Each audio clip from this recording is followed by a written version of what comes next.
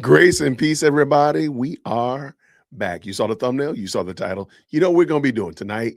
Me and a good content creator, a good friend of the channel, my sister from another, is going to be hanging out tonight, and we're going to go over the response from Candace Owens to the court on why this case that she didn't want dismissed should be dismissed. But before we get in too far and get too far gone, I want to say grace and peace to everybody. And let me bring my sister, Lady Luck Club, up in the building. What's happening, friend? How are you? How you doing? What's going on? Well, thank you. How are you? How are you? Doing well. Shout out to all of you all listening on J-Wit as well as the LLC. Good evening to all. Happy Sunday. Happy Sunday to you.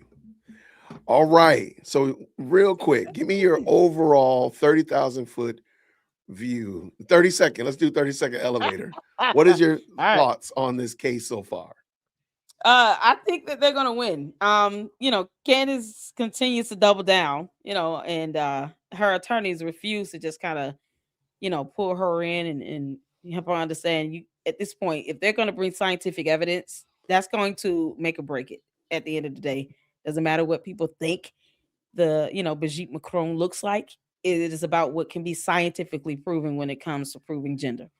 Okay. So they can bring in that diagnostic test result, whether it's blood work or an MRI for pelvic area. I don't, whatever that scientific evidence is, that's going to be what the court is going to use and what the jury is going to see. I personally believe she's going to try to do an out-of-court settlement first because Candace doesn't want to go through court. And this is just based on historical context of her other lawsuits that, she's either lost or stipulated to dismissing. She never wants to go through the full process. So she doesn't really see a winning strategy here. And I do believe they're going to try to settle out of court. So I like it. I'm going to go with the Macrons are going to win. And by win, that means they will take care of her outside of court or inside of court. I agree with you 100%. I don't believe Candace wants to go to court with this trial simply because I don't know if you know, but today, Wolf of Finance announced that he got a cease and desist letter from TPUSA. Good. And to me, I think she's realizing as much as she joked about Bibi fighting multi-front wars in Israel, she herself is now going to experience that because I am pretty certain, I actually have it on good authority, that somebody else is suing her. So So it's not just TPUSA. It's not just the Macrons. There are other entities. I know another one. So if I know one, and I don't know everybody because I'm an obscure YouTuber, she's going to be fighting a multi-front war all over the place herself. So therefore, I think she's going to want to get some of these things off her plate because she's not going to be able to handle them all. Right. And this one right here is probably going to be the most arduous because the Macrons have to agree to a settlement. So she's going to have to put her hat in her hand and come to Brigitte and Emmanuel. I think that part is going to really twist her screws, especially if her team starts saying, yeah, you need to go ahead and give them a call and apologize. Exactly. You need to give them a call and see if they'll work some kind of deal out. Because we're not going to, this is not gonna be a short process because they have all the time in the world to drag it out.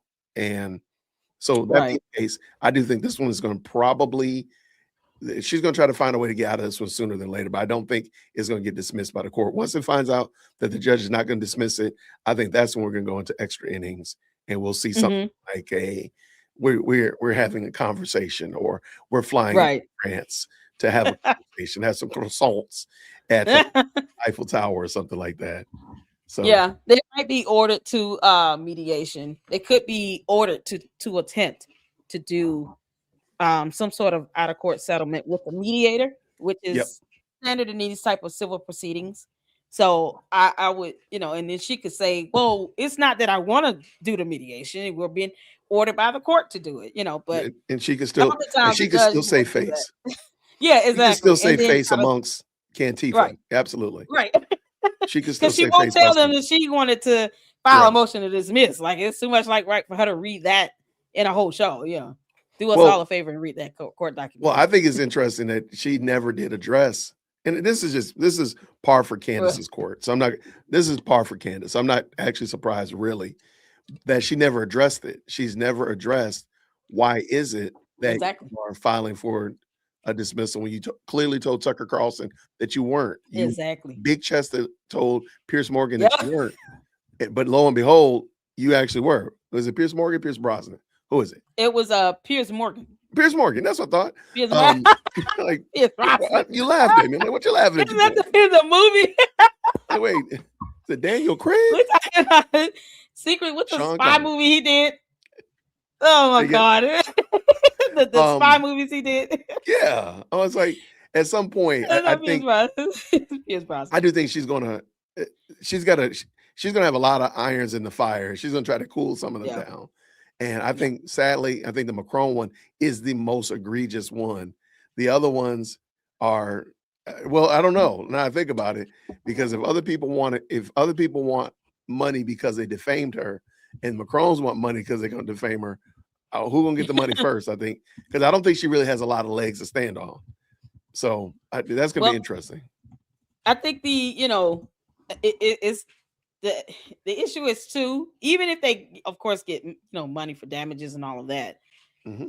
Look at the other cases where they have asked for some sort of financial compensation for damages. It wasn't a whole lot of money, so I think the bigger picture is we're trying to teach a lesson here. We're not going to sit here and just let you, because they've endured all of that previously, before she even had this conversation with some medium and seance or whatever this witchcraft nonsense is. She'd be doing the most. But exactly. And it's like they've sued others, and the amount that they were asking for, you would think like, wow, that's not a whole lot for president and first lady here. Mm-hmm. But it's all about the principle of the situation. Don't sit here and lie about someone being born one gender over the other, and you're simultaneously taking away her motherhood.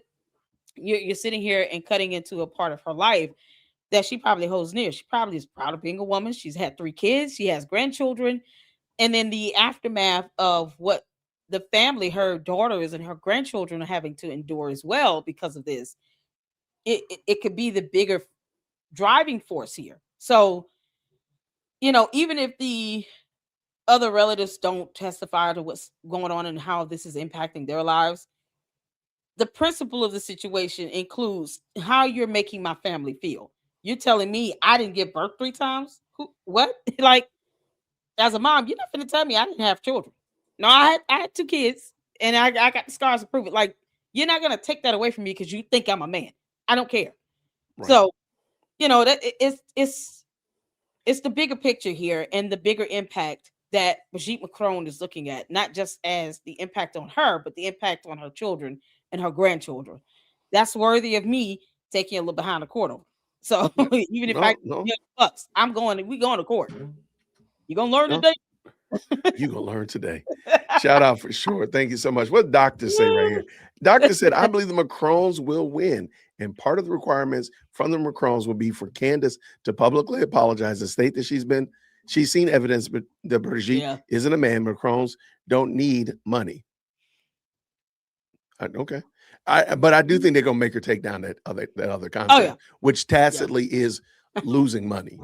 So she'd have to take it down off of the various and sundry social platforms. She can't go any further on it. I do think that. But I like that, though. I like that. Thank you for the 10 for sure. And shout out to the Independent Mail. Can's Wolf tickets are about to get expensive if she don't cut it out. Great show. Thank you so much, Independent Mail. I appreciate you, brother. Thank you so much for the $20 super, my man. All right, let's get at it. Let's get active. So people are like, well, hey, what are we talking about tonight? I'm glad that you asked. So absolutely. Is this mine or yours? That's yours. I think it might be mine. Uh-huh. You want it? I can send it to you. Well, yeah. I'm gonna grab it just so I can zoom in a little bit. Let me remove yours for a second. Go ahead. Just so I can zoom in. All right. So what are we looking at, Jason? That's a great question. Thank you so much. We are looking at the Emmanuel Macron and Brigitte. They're suing. They're suing Candace. They're suing Candace's LLC and George Mm-hmm. Tom. That's Candace, Candace's business, and her husband.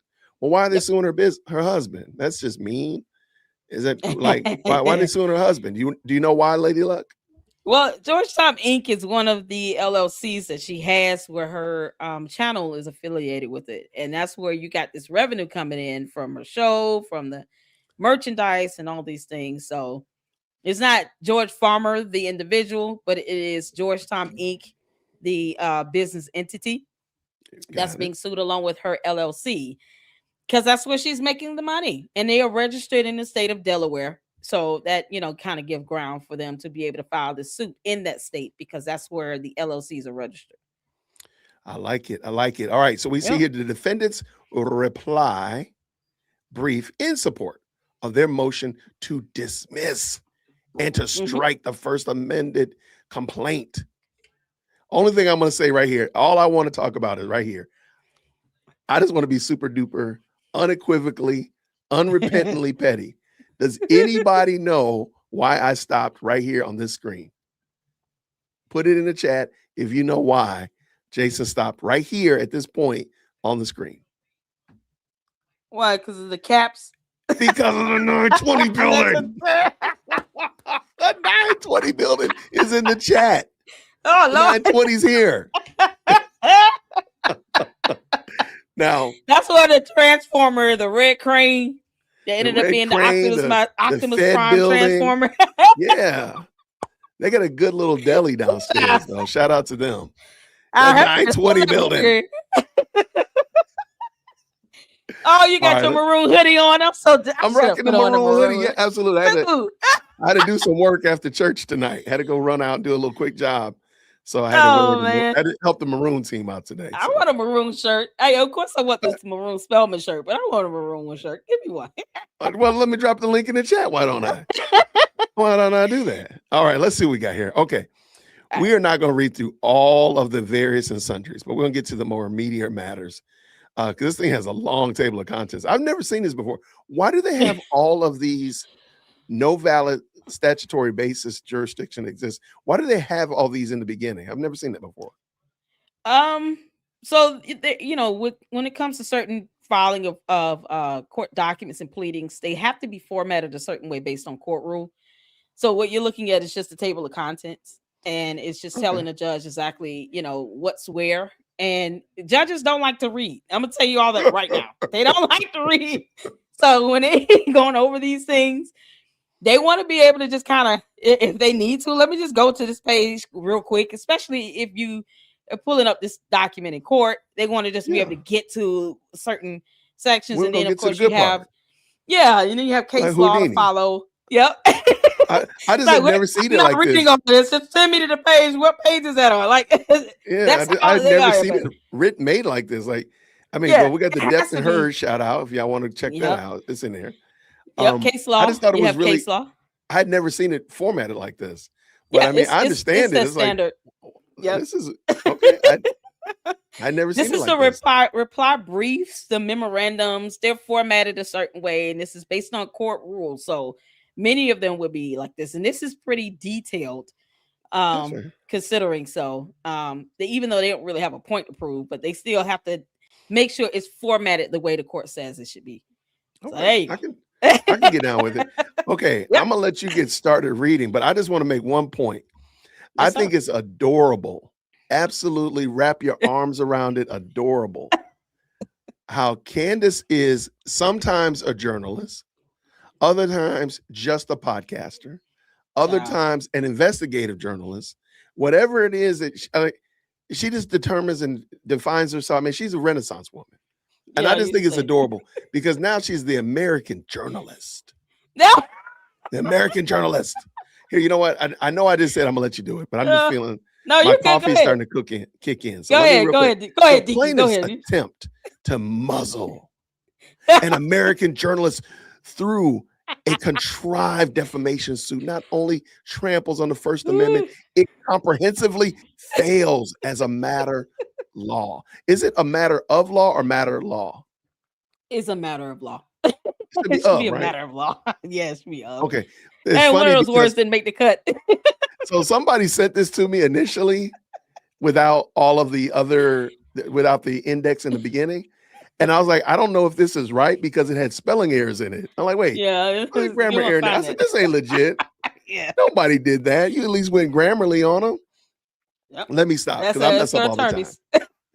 Plaintiff's 3 attorneys. opposition cannot correct several dispositive flaws in their pleading. Thus, this court should dismiss with prejudice plaintiff's amended complaint for 4 reasons. Go ahead, Lady Luck. What's reason number 1? Ooh. So it says, first, this court lacks jurisdiction over Owens, notwithstanding plaintiff's belief that Delaware courts may exercise general jurisdiction over any person anywhere, even if they lack any meaningful connection in the state.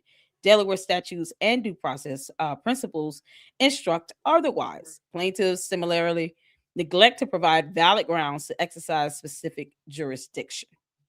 That's funny Oh, because child. they clearly explain, and again, and I've said it here and I've shown it here on this channel. Candace has sued people from Delaware. I think Yes, that she has. automatically kiboshes this right here, not because I want Yep. Candace to lose, but because no, you've sued people from Delaware, boo. Like you Right. sued them. Right. And here's the thing to remember too is that the defendant in that particular matter, I think it was USA Today and Gannett, Yep.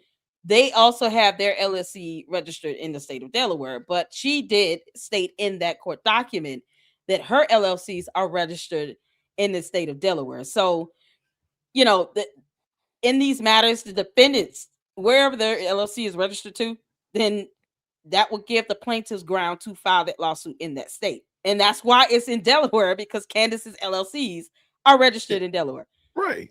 Because they wouldn't have and I guarantee, and not I guarantee, but it would be interesting. I wonder if they had filed it.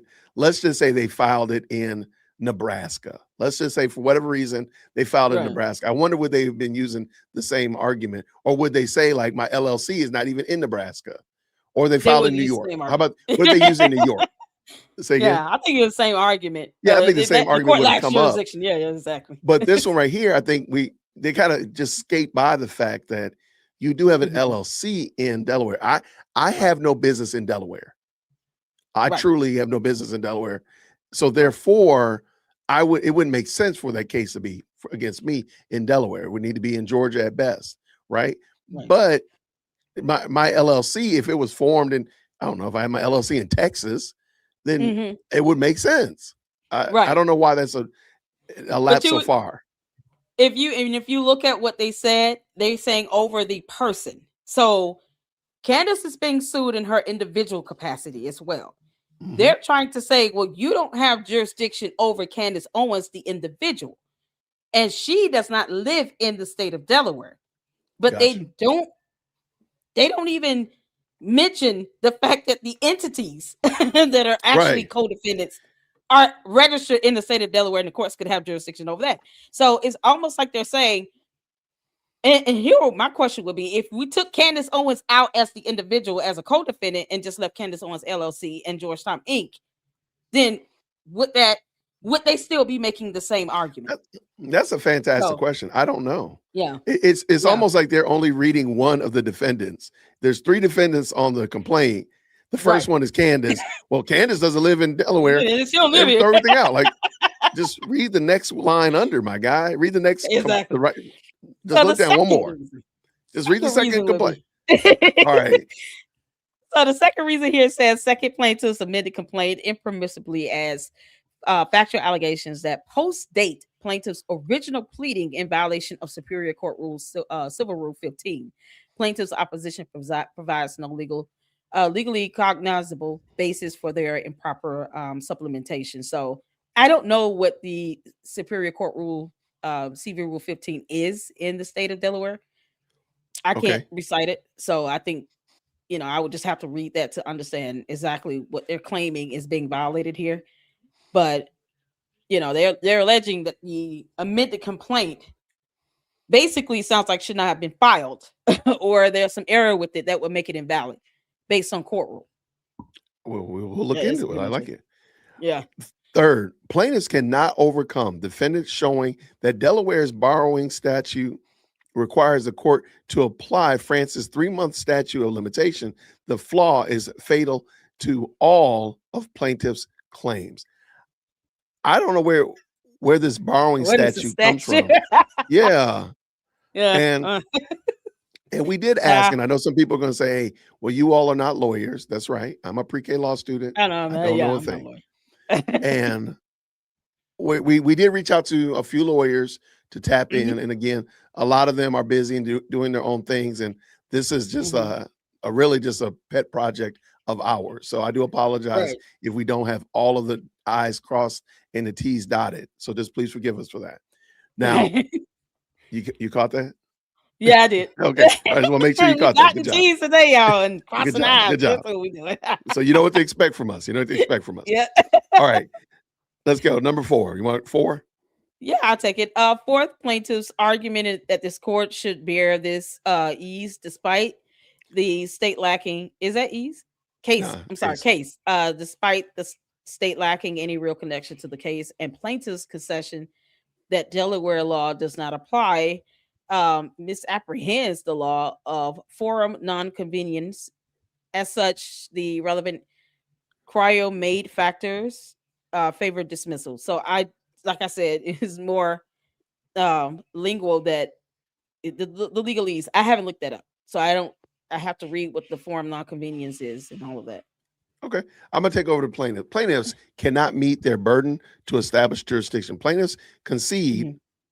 Now, this is the plaintiffs concede that it is their burden to establish jurisdiction over both Delaware statutory law and due process principles. However, they fail to meet this burden on any theory. Accordingly, this court lacks personal jurisdiction over Owens.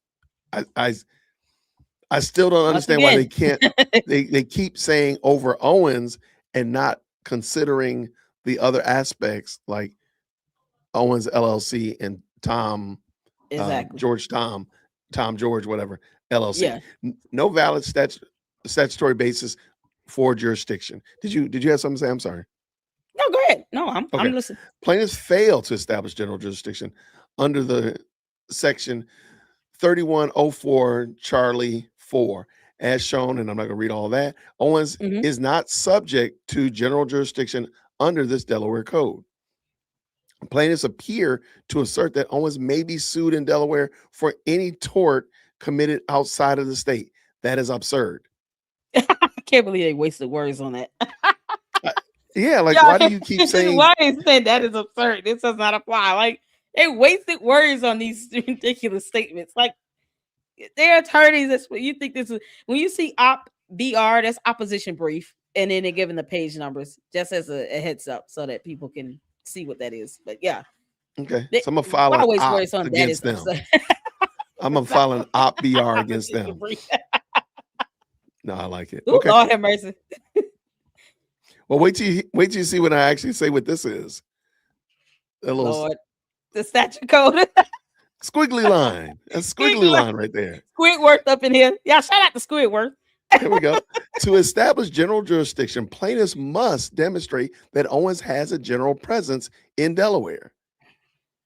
I still don't get like I'm trying to figure out like why is it that you're hung up on Owens being in Delaware and not her company? Right. I And the don't fact that she chose Delaware as a state to register these LLCs does not mean directly that she's going to have a physical presence in the state itself. And even if she did, let's say her LLCs were registered in Texas, then they will follow the money. They're not following the person, Candace Owens. They're following the money that she's making under these LLCs.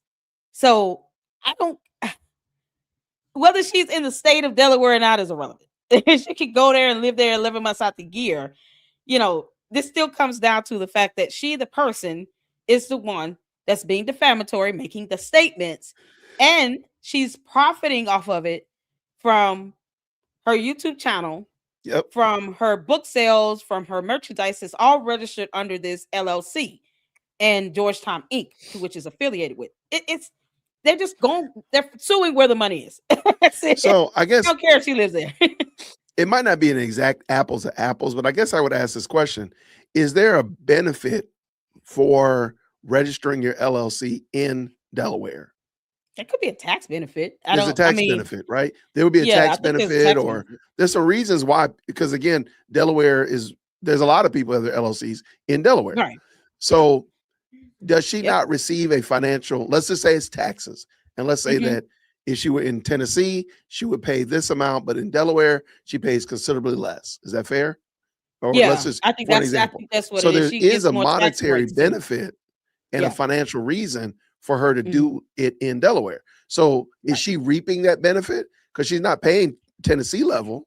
Let's say Tennessee level was 20%, but in Right. Delaware it's 10%. That's a big jump. It Is is, she is and she she gets to is do she it all under paying her the is she LLC. paying the full 20 to Delaware? No, she's not. She's Nope. taking advantage of it being 10%. So Right. therefore, you do get a benefit for being in Delaware. Yeah. Like, Exactly. just stop. Like, just stop Not playing. physically in person, but the attorney Yeah. said they've been making this argument about libel tourism, since the beginning. And it's like, first they were shopping around for who has the best jurisdiction, and then Do they now have it's, proof of oh, that? she's not physically there. Do No, they they can't have say proof of that? that. I never No. saw proof of that. Not at all. Not at all. There's Yeah. no it's all about what the case they're trying to present, not that they have evidence to show that, the plaintiffs are just doing libel tourism here. It's just one of their claims that they're decrying as her defense, but it's a moot point because at the end of the day, she herself admitted that these LLCs are registered there. So Right. you could claim that they're doing libel tourism. It's irrelevant. They would not be in the state of Delaware if her LLCs weren't there, where she's making the money. So Well, guess what? Plaintiffs can neither make such a showing nor establish any of the limited set of affiliations with a forum that will render a defendant amenable to all purpose jurisdiction there, which each ordinarily indicate only one place for individuals there domicile. yeah, Okay. they're trying to say you should be suing her in Tennessee, But but they want still to sue live her with the business. Right. LLCs. But Still live with the she, LLCs. right. But she, I mean, is part and parcel of Candace Owens LLC. Yeah, So she's the you individual. can't leave the She makes LLC in statements. Delaware and then Right. sue Candace Owens in Tennessee and then go sue a nameless LLC in Delaware. That doesn't make sense.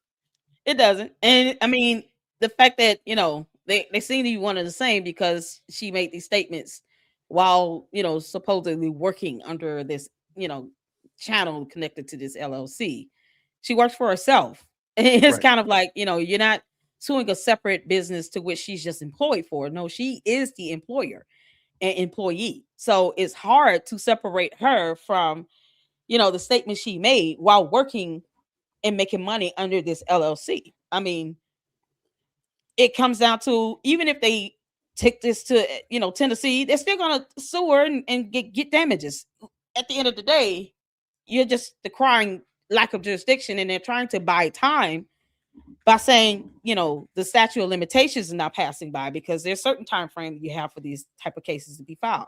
Now it's, Yeah. once they push that and realize that's not going to work, then it'll be like, okay, well, now what we're left with is statute of limitations. It's like throwing spaghetti at the wall. It's ridiculous. No, I'm totally with you. All right. Where was I? I don't remember. After the case law there. Oh my gosh. Here, I'll just go with second.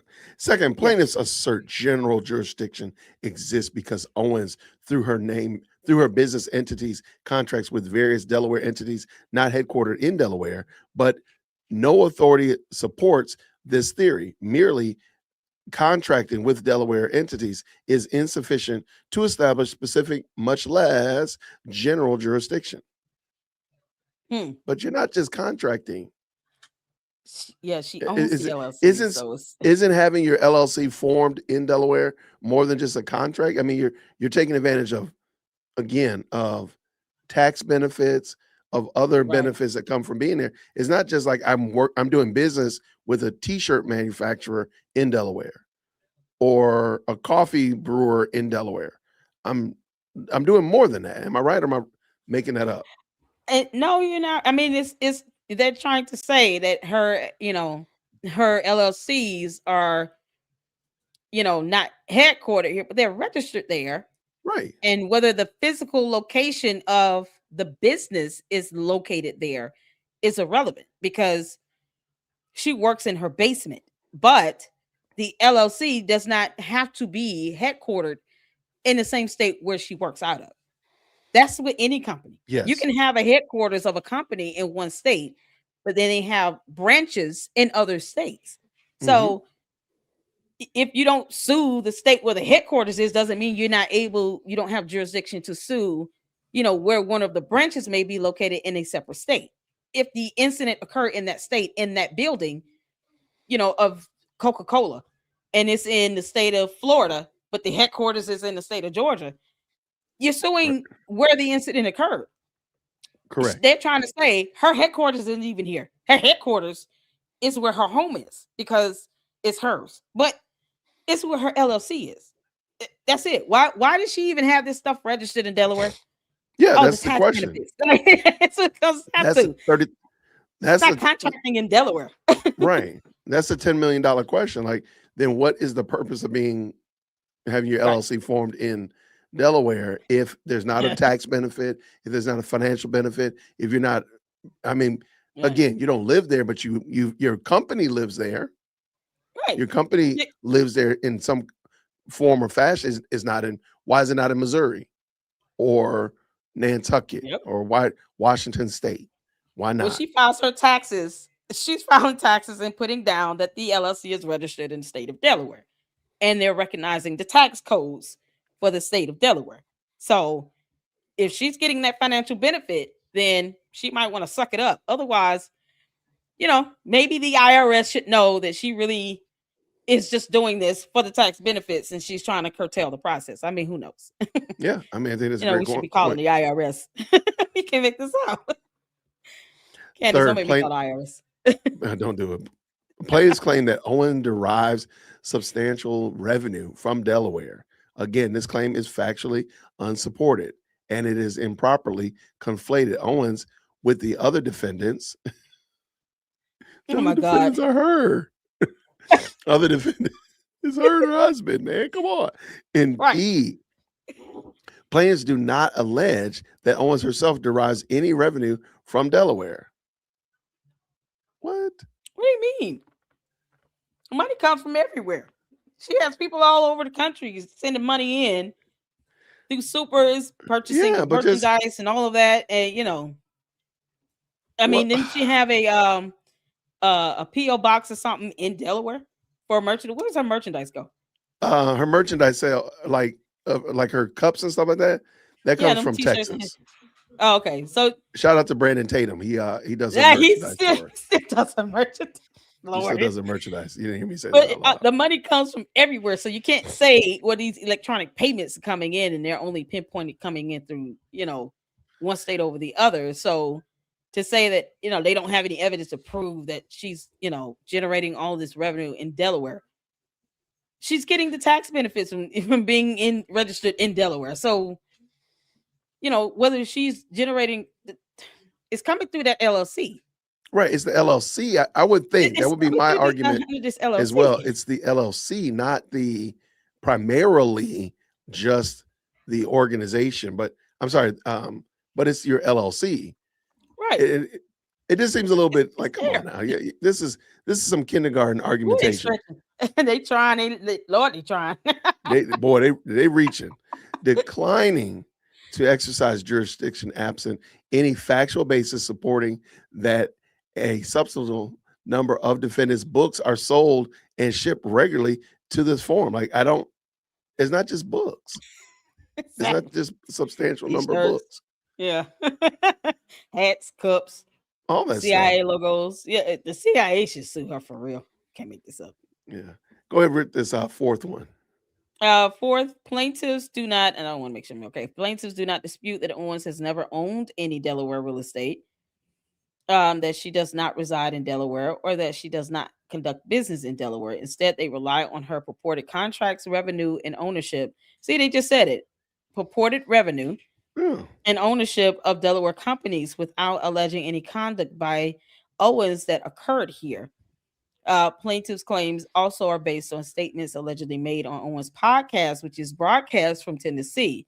That is insufficient, but electronic broadcast, I mean, it's you can't say it's only going through the state of Tennessee either. It's broadcast out, Right. you know, across. It's electronically done, so it's irrelevant.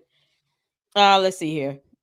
They have some case law cited, Ross v. Earth Movers. Not only is there no persistent course of conduct in Delaware, there is no conduct directed at or in Delaware at all. They're saying, okay, she didn't make the statements in this state, so Hmm. she, you guys can't And, sue her here. Like it's, and it's so and ridiculous. and that's fair. I'm gonna give them. You know what? I'll Yeah, give she you didn't that. make statements in the, but that's if we can prove that she's not in Delaware with that. She's all on a camera. Who says she's not in Delaware when she's doing her shows? Who says she's I never not? did. She would have to prove it. She's physically located in Tennessee, but you're doing it over an electronic platform, and it's Uh being huh. broadcast out to people all over the world. So you know, it's the impact that it's having, not necessarily. Oh, she made the statements in this state. You can send an email. Does that change where a court will have jurisdiction? If you sent an email, it's electronically done. That doesn't Yeah. mean that you didn't threaten someone in that email. But because you can't say it was done in this state, the email originated in this state, it doesn't mean that the statement itself is not less, defamatory or threatening. So that's the important part here. I think they're missing what the court establishes as jurisdiction too. Yeah. Um, No doubt, no argument for me at all. yeah. So let's see here. Lastly, plaintiffs argue that anyone who operates a website through a Delaware entity subjects themselves to general jurisdiction here. That is wrong. Maintaining a website that is accessible to anyone over the internet is insufficient to justify general jurisdiction. And then they cite case law here. Well, that could Hmm. go both ways. That means that, you can't say that it should not apply in the state of Delaware if it's done over the internet. There we go. So internet is interstate, it And, crosses state lines. right. And if your business is primarily online, then why are you forming your LLC, which again is primarily online in Mhm. Delaware? Why don't you move your LLC to where you are located? If you don't do Right. that, then you are subject to the laws of where your business is LLC'd. Yeah, That would just make exactly. sense. Exactly. So number two, plaintiffs cannot demonstrate long arm jurisdiction based on sections 3104 C13, nor can plaintiffs demonstrate long arm jurisdiction. Plaintiffs' assertion that Owens has not contested plaintiffs' well pleaded jurisdictional allegations, opposition 9, and therefore has conceded them fails. Once Owens moved to dismiss on jurisdictional grounds, it became plaintiffs' burden to show that the court has personal jurisdiction over her, and they have her, not the LLCs in quotation. Sorry Then about they that. cite case law here. Owens need not have anticipated in her opening brief every jurisdictional theory plaintiffs might raise. Need not have anticipated in her. What do you mean? So if they don't anticipate it, that means that the plaintiffs can't bring it up. I mean, Right. that would be the whole purpose if you're giving them if you're saying it's now their burden. Of course they're gonna go for every theory they can based on Right. case law. It makes no sense. What are they talking about? I don't I know that again, I know legal professionals will explain that this is brinksmanship or whatever like that, but we just are looking at this as your average Joe and Jane. And does this make sense to us? Why would somebody do this? It doesn't make Right. sense. Yeah, no, it doesn't. Let's see here. This is Delaware Superior, November 14, 2025. The purpose of the reply brief is to respond to matters raised in the answering brief. The point of the rule against new arguments on reply is to prevent sandbagging, not require movements to anticipate their opponent's arguments. Regardless, Owens did contest plaintiffs' asserted factual basis for jurisdiction. Oppositional brief 9 through 21 and plaintiffs' new theories under section 3104 fail for the same reason. So I don't know what this section cites, so it's kind of hard for me to kind of give feedback on that. No, that's cool.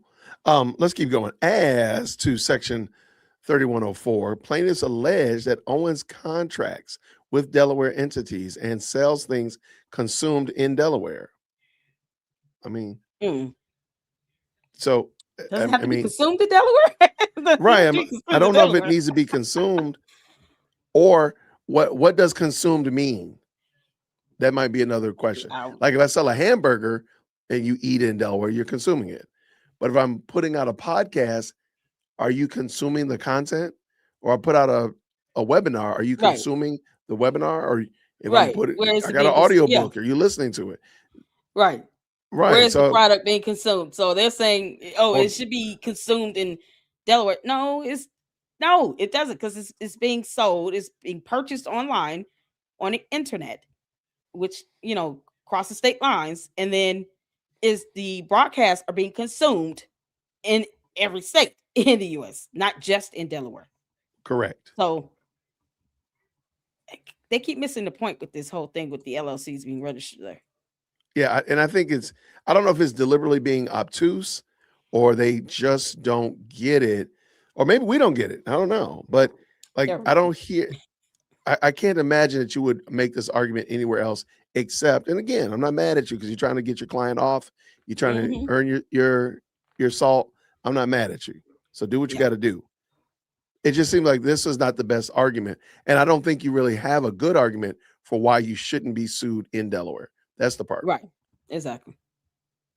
All right. Where did we stop?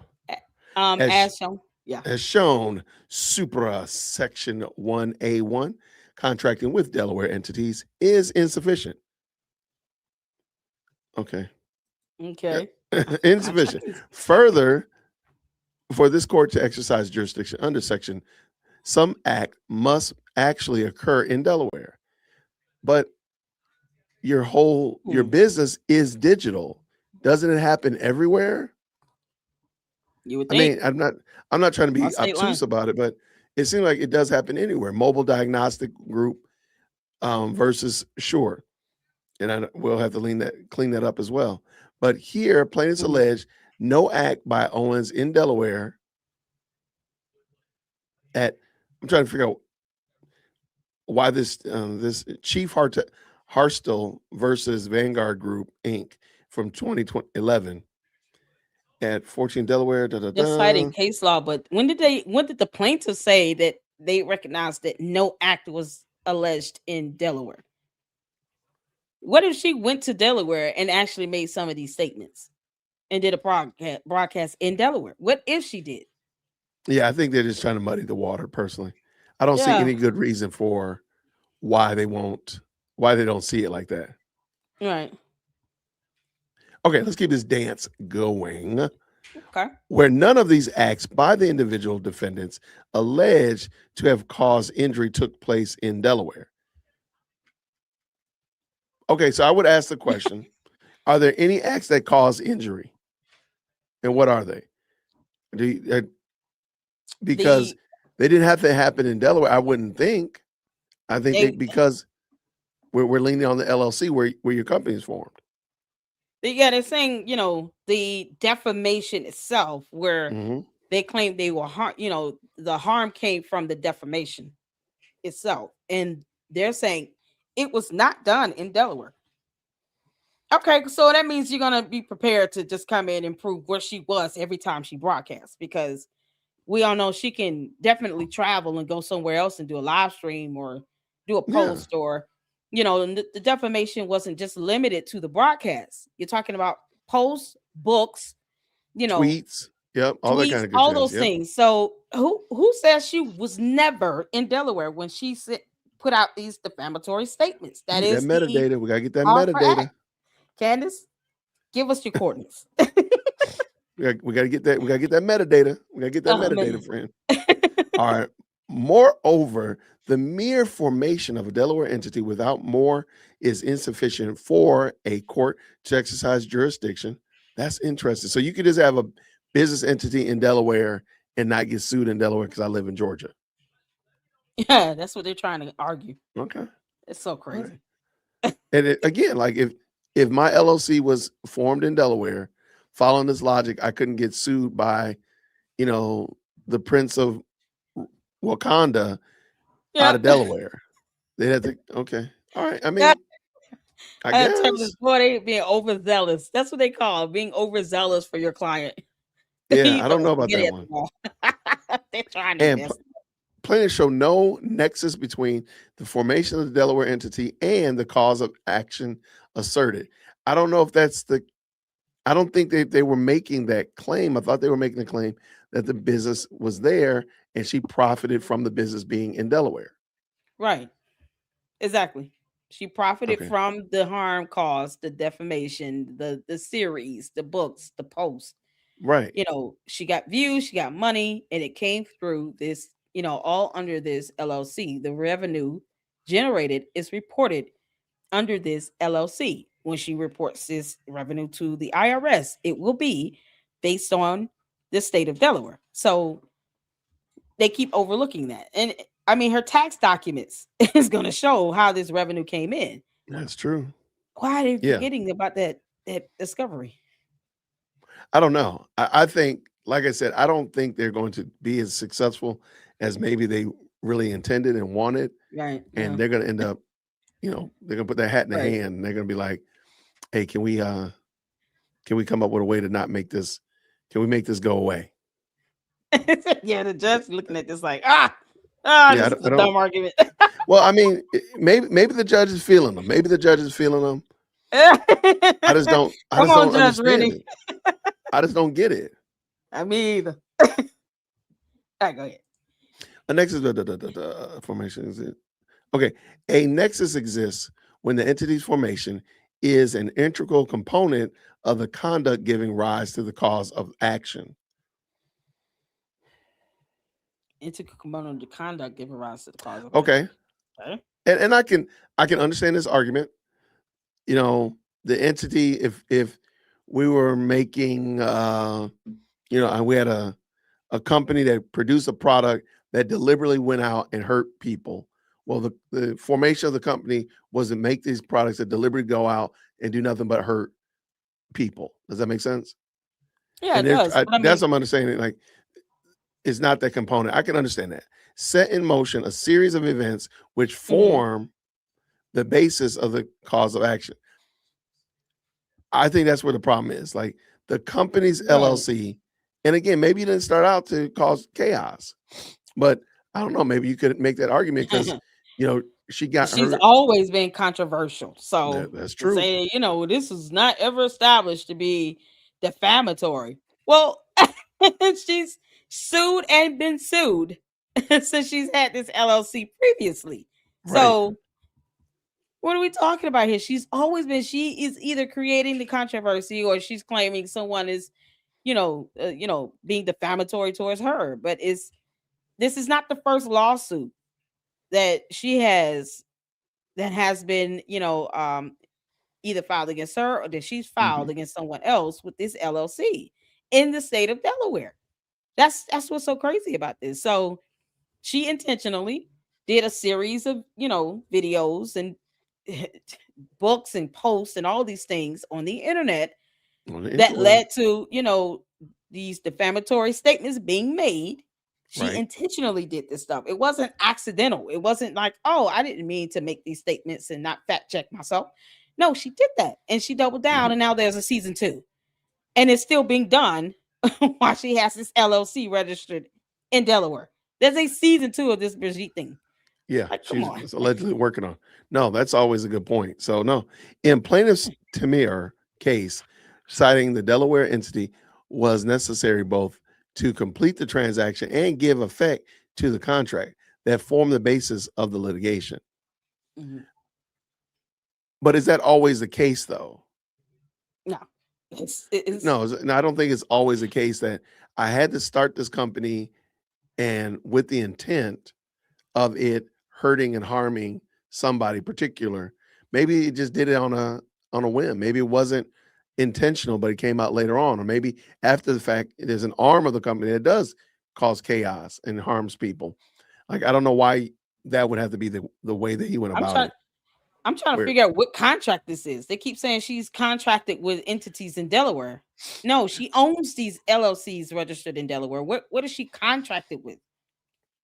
I don't know. I think Who are they, these contracts? in my opinion, based upon information and belief, I feel like they're trying to hang up on contract so that they can say, see, there's no contracts that the LLC is doing. It's kind of like they're just like Hmm. chumming the water by keep saying it, as if Yeah. that's the argument that the Macrons are making. I don't think that's what they're doing, Right. in Exactly. my opinion. Yeah. All right, jurisdiction. Where did I go? Sorry about that. Jurisdiction It's okay. based on Delaware's entity appropriate where it was created for the express purpose of facilitating private entity investments in the United States, including Delaware, and the entity's Delaware focused conduct was the subject of suit. Didn't you? But are you not investing in America I by, mean, I mean, it's in the United States by working and doing business in Delaware? I'm missing that argument. private equity investments. I mean, she's generating revenue, whether she's investing or not. What she has assets or anything there. They're focused on the revenue itself. If she was ordered to pay out a judgment, it's gonna take money. So Gonna take money. they're just trying to follow like where the cash flow is. There's whether she's got private equity investments and all of that. That had Yeah, nothing to do with her choosing to make these defamatory statements and cause this damage. So I don't get it.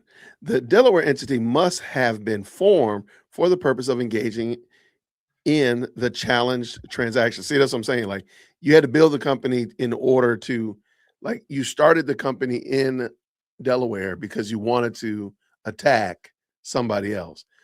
That's not, or hurt somebody particular, or or do what, generate revenue for it. right. Yeah. Like make No, money off that's of not, this. no, I don't think that's, But I don't know. I think, this is I so don't weird. think that this is going to fly. The case law is going to be what it is, but I just don't think it's Hmm. going to fly in that direction. I don't think the judge is going to be that obtuse. So, Right. okay, let's keep going. Okay. Here, however, as plaintiffs concede, the entity defendants were formed years before Owens made any of the challenge statements. Okay, I don't know if that needs to be the case, but maybe that's it. Maybe that's the silver bullet. Maybe that's the smoking gun that will cause them to be successful and say, "Hey, well, we had this company years prior, her making these terrible statements." But they're trying to make it seem as if that's no one's challenging whether or not she created these LLCs to make these defamatory statements and cause the damage. It's the fact that she simply did it and the revenue she generated from the defamation, from the shows, from the statements made, from the series, from the books, the products, all of that generated revenue that fell under this LLC. Who establishes a business to be defamatory? That I mean, if that's what Um, they're summoning down to, it's like no one creates an entity and forms a business just so that they can make money being defamatory. Like no one's going to tell on themselves, even if they wanted to do that. No one's going to go to court and say, "Well, this is why I have this LLC. It's really for me to go out and verbally accost people online." No one's going to ever admit to that. So right. they're making a moot point that doesn't seem to chime with what the actual allegation is because they're just trying to bring forth all these various arguments to the court to say, here's why you don't have jurisdiction. Here's another reason why you don't have jurisdiction. Here's this other reason. And the arguments they're making is doesn't seem like they're all based on what has been alleged. They're just throwing out all of these theories out here. And they're just hoping the judge just falls for one of them. That Uh, seems to be the case here. they have to fall for a lot of them, in my opinion. Though here, however, as plaintiffs concede, the entity defendants were formed years before the Owens made any of the challenge statements. I already read that. Sorry about that. And the Okay. formation has nothing to do with the plaintiff's claims. That's what I'm saying. Like, I think that's, to me, that's probably, of everything we've read so far, that's probably the better argument that they've made, is that the company didn't start out with the intent. That's probably the best argument I've heard, but I don't think it's good. I think that's probably the best of the bad arguments that we've heard. Yeah, exactly. according to this section, is no basis for jurisdiction. Just because of that, there's no jurisdiction. Let's go. Plaintiffs allege Owens caused them reputational and other injury in the state through her torturous conduct of publishing and distributing the series of related ex posts for Delaware citizens and residents to view through Delaware entities. When did they say that?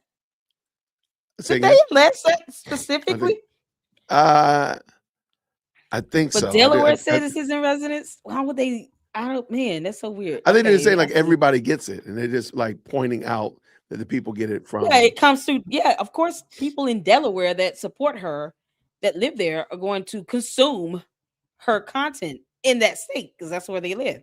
But this is ultimately all done on an electronic platform, so it's being broadcast out beyond just the state. But you can't say that no one in Delaware is consuming it either. So hopefully that's agree. what they mean when they with the allegation. No, I agree. Let me see. We are on what point are we Plaintiffs, on? however, do not. No, I was gonna say Plaintiffs, I'm gonna take a okay. commercial break real quick. Okay. Let's take a quick little 3-minute commercial break, everybody, just to kind of Yay. stretch. I think you might enjoy this. So let me make this Oh a wait, big can we screen. check out the video of that was done? Because TPUSA sent the cease and desist. Yeah, I did that one this morning. It's a long video. It's like 20 minutes long. I saw one that was like 3 minutes long for somebody else. Okay. I knew. Well, I do have a commercial break I think everybody will benefit from though. Let's go. Shout out to Milk Bar TV. Green hearts in the chat where you can eat. Milk Bar. No one, and I mean absolutely no one, outside of my husband and Erica Kirk has the power to shut me up right now. That's it. 2 people. If you got to make an appeal, you got to go to them. And like I said, there's nobody that has the capacity to get me to shut up about this except for Erica Kirk and my husband. Those are the only people that I will answer to. I am on this journey to figure out what happened on that day. I'm not going to stop unless Erica Kirk asks me to stop. As I have said, I said early on, if Erica Kirk asks me to be quiet, I will be quiet. And so my message to them is to stop. To stop. Super fun show today. Erica has gone off on conspiracy theorists. It's about me. It's indirect, but it's also about me. And you go after the people that I love, and you're making hundreds and thousands of dollars every single episode going after the people that I love because somehow they're in on this. No. I'm sorry, but that whole thing right there is frustrating. And I'm going to explain to you why. I just do not accept any of that. What you are watching here is an unbelievably emotional response that is absent of any logic. And it's a no from me. The podcaster Candace Owens, she is building her business off of these lies. What do you want to say to her? Stop. That's it.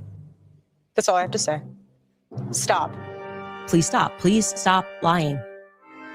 I understand. I comprehend. What I don't comprehend is what I've lied about. Because she's a widow, we can't question her judgment. And I want to say that I reject that. I reject emotional manipulation. We were told that if we said stop, they would stop. And we said stop. And I'll say it again. Please stop. I am starting to work through some of the questions that people have about her background. She was brought in as his handler to move him in that direction. She had him starry-eyed and wrapped around her finger. I can assert that I feel completely comfortable that saying or stating clearly that Erica is definitively aware and familiar with the Fort Huachuca base, intel base, because once upon a time she shot a teaser for a short film there or around there. The issue is not that they were barely legal teens, which is what it is. It's horrendous. It's awful. It's pedophilia. Okay, relax. No, the issue is that Epstein is a Jewish spy, probably working with Israel. Honestly, this is a time where it is appropriate to say this. Stop. That's it. That's all I have to say. Stop. Agree. I watched episodes. Just stop. All right. Good little commercial break. Take a little commercial break right there. Yeah, that was good. How Shout out to wild Milk is Bar. it? Shout out to Milk Bar TV. If you don't follow Milk Mhm. Bar, the mods have already dropped Milk Bar's link in the chat. Please make sure you go check out what Nathan does over there. He's doing the Lord's work over there. He's doing yeah, a love great him. job. All right, thank you so much. Real quick, I want to say thank you to everybody. There's about 887 people that are tapped up in here. Lady Luck Club, you got the peoples up in the building. You got the folk up in here. They coming up in here. Hey, shout out to them. Shout out to all of you all. Hit that like button. You even got your cousin up in here with the $10 saying big ups to you, Lady Luck. Shout out to you for sure. Thank you so much, Star Scorpio 1. And I appreciate the 10 myself. Shout out from Toronto, Canada. Because of that clown, Candace, one good thing came out of it. It led me to the J Witt and the Lady Luck Club, Bronson and Paramount Tactical, Storybox and Artie Trolls. Good gracious. Both sides, Mary Kay and more. Shout out to them all, man. Well, thank you, man. Welcome to the party, man. And then, of course, thank you, Craftsman, with the 10. Candace used 2013 for Erica movie thing as proof that she's being at Fort in 2025. And another thing I thought about. What's up? That doesn't mean that she shot the video there. Right. No, I can't shot the video. No, I mean, following that logic. Hold on. Exactly. It's the same logic we've been arguing about just because he was in Delaware. Yep.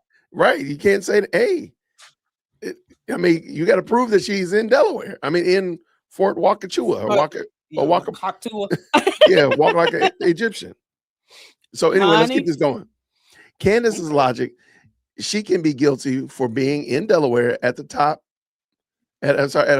top point in history. Maybe her ancestry counts. Also, great point, man. Thank you so much for the 10. And you're right on the nose, man. Yep. Her ideology and her thought process is going to have to be studied by science. So let's bring this back up in here. All right. We're moving through here. What we're doing is just going through Candace's response to the Macrons and Candace's reasoning rationale for why this case needs to be yeeted out of the Delaware court. Y'all see how I did that word? Yeet. I'm in tune with Gen Alpha. I'm in tune with them. I know what's going on. I know what's happening up in here. I'm here with the kids. Let's go. That Owens post and statements are accessible from Delaware, or that purchases from Delaware are not prohibited, does not support personal jurisdiction. I still don't feel like they made the argument. Like, it's not making an argument. Go ahead. At all. I was just saying they're not making an argument at all here. They're talking about something not being prohibited. Her posted statements are done on an electronic platform that is interstate. It crosses state lines either way, but you can't say that it is just not affecting, residents there, or no one in Delaware is not consuming it. It comes down to that. Her LLCs is benefiting, from the revenue generated from it. That's the problem. I agree 1,000%. So let's keep this going. Mm-hmm. Holdings knowledge that its website may be viewed in Delaware or accessed by Delaware residents is not sufficient to establish jurisdiction under section blah, blah, blah, Kane versus Kaufman. I think one of the small problems is that's not the only issue, though. Right. And I don't know. I feel like they're missing either A, we're missing it, or B, they're missing the actual problem, which is this content and the business was formed in Delaware. But I digress. Right. An internet posting made from outside of the state and received by a party inside the state also fails to provide sufficient minimum contacts to allow the court to exercise jurisdiction. And I can actually agree with that. I understand that. I don't think the issue is that just because somebody consumed your content in Delaware, that's the reason why they have jurisdiction over you. I think the problem is you formed your business in Delaware for a benefit and for a reason. And because of that, because you reap benefits from it, you also stand to reap the disadvantages of being in Delaware. And this is one of those disadvantages. Right. And why are they trying to, make an argument about a failure to provide sufficient minimum context. What does the context have to do? Like, who's to say how many people are being affected here? Yeah, So I don't even see why they even phrase it that way. That to me, it's just like it's once again, it's like a moot point. They can't prove how many people are absorbing this content. What does it mean to provide sufficient minimum context here? I have no idea. That's And what is the so- minimum?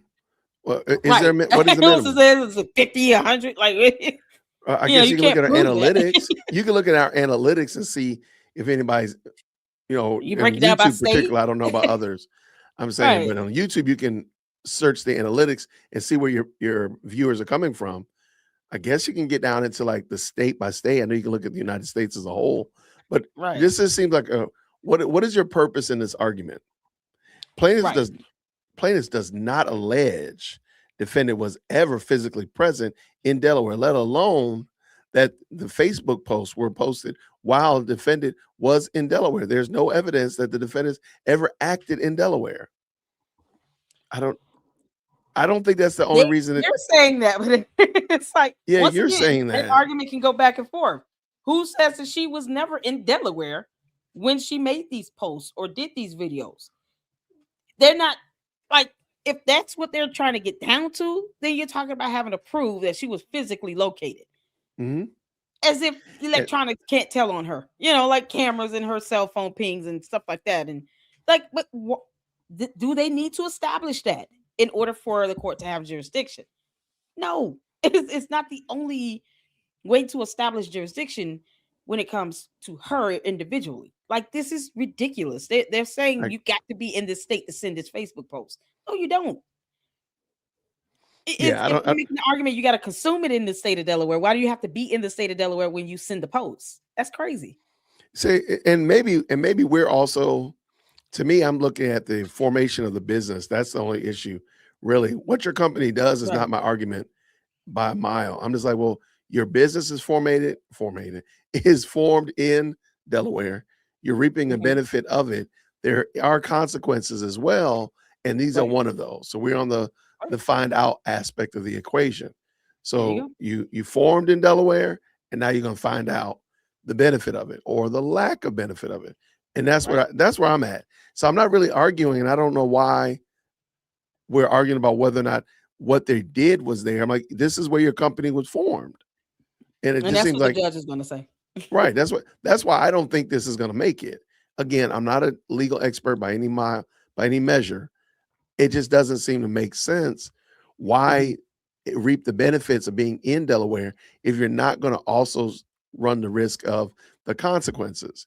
If Delaware became an unfavorable state for LLCs, would you just stay there, or would you move to let's just say that Montana became the LLC haven? Would you be moving to Mhm. Montana, or would you stay in Delaware when Delaware became non-favorable for LLCs? I think we all know you probably would go to Montana. So Right. what are we doing? Right. Yeah, I don't. This is crazy. She has The- LLC registered there and in other states too. So it would be, I guess, the same argument they will make it depending on no matter where they are. It seems like they would just make this argument regardless. Crazy. I do agree. I think if this argument had been in Montana, they had sued her in Tennessee, I think they would probably make some very similar argument. Yeah. They probably would argue a little bit different and say that, hey, it's somebody said it's on the World Wide Web. Somebody would probably argue like it's on the World Wide Web. And that's probably what they would say. I can almost see it. No, it's not coming in the U.S. It's going to Australia. They banned her from there. Right. I mean, Sadly, sadly, the incursions happen, so we can't see all the different formations and ideas and possibilities of the multiverse. Darn it. I wish we could do that, but we can't. So we just have to just assume this. Very good. The mere these branches of these timelines and something. Right. The timelines are going all over the place, man. Crisis on Infinite Earths.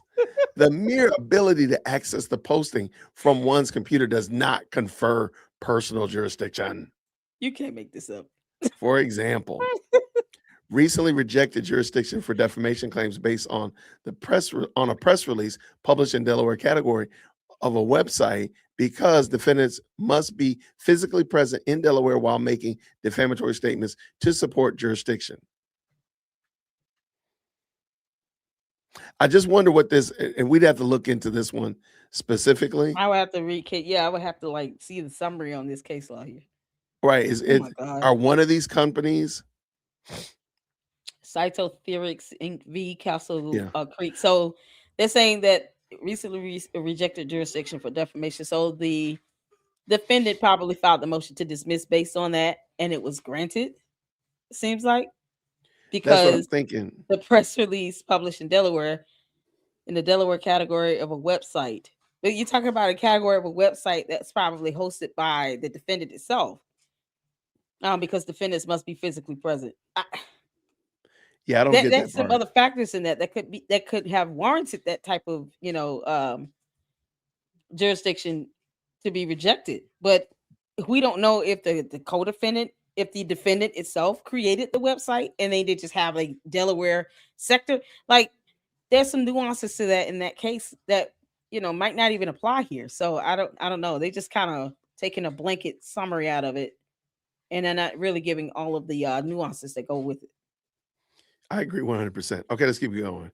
All right. Okay. Let's see where we're at. Owens was not in Delaware when the statements were made, nor do plaintiffs allege that any Delaware resident was defamed. Okay. Again, that's not what they're arguing. Not at all. You want to go with 3? Yeah. Plaintiffs' agency allegations do not change the analysis. For the first time, plaintiffs now assert the entity defendants are agents of Owens. Yet in Delaware, a plaintiff has the burden to plead facts establishing a court's personal jurisdiction in its complaint. And in a cited case law, also Delaware Superior, September 26, 2025, and a party cannot amend his pleading through briefing a motion to dismiss. And case law cited, plaintiffs made no agency allegations in their amended complaint, and the court should reject their attempt to do so through briefing. Okay, so they're saying that this was not cited in the actual amended complaint itself. So why are they bringing it up in the briefing? It could have been brought up as just a supporting argument. I don't know. Yeah, I don't. I Yeah, haven't that's a read good- it. I don't even recall. Like, I don't have the complaint remembered off the top of my head, so I would have to read back through that. I love it. Okay. Plaintiffs Go ahead. agency okay, I'm sorry. Plaintiffs agency argument also fails substantively. Even if the entity defendants were Owens' agents, they still cannot subject Owens to jurisdiction here. Once again, they're still trying to separate her, the individual, from the two entities. And then they have case law cited and state as theories of indirect jurisdiction. The underlying question on both theories is whether the subsidiary's action satisfies Statute 3104 of the long arm statute. Once again, I'm not even familiar with that statute to be able to give opinion on that. Further, plaintiffs have failed to establish agency. Establish a corporation was acting as the director's agent or alter ego is tantamount to piercing the corporate veil. And then a citing case law here, the state, none of plaintiffs' allegations supports such a finding. So do the plaintiffs have to establish the agency or define what the agency would be in this particular complaint? I guess that would be my question.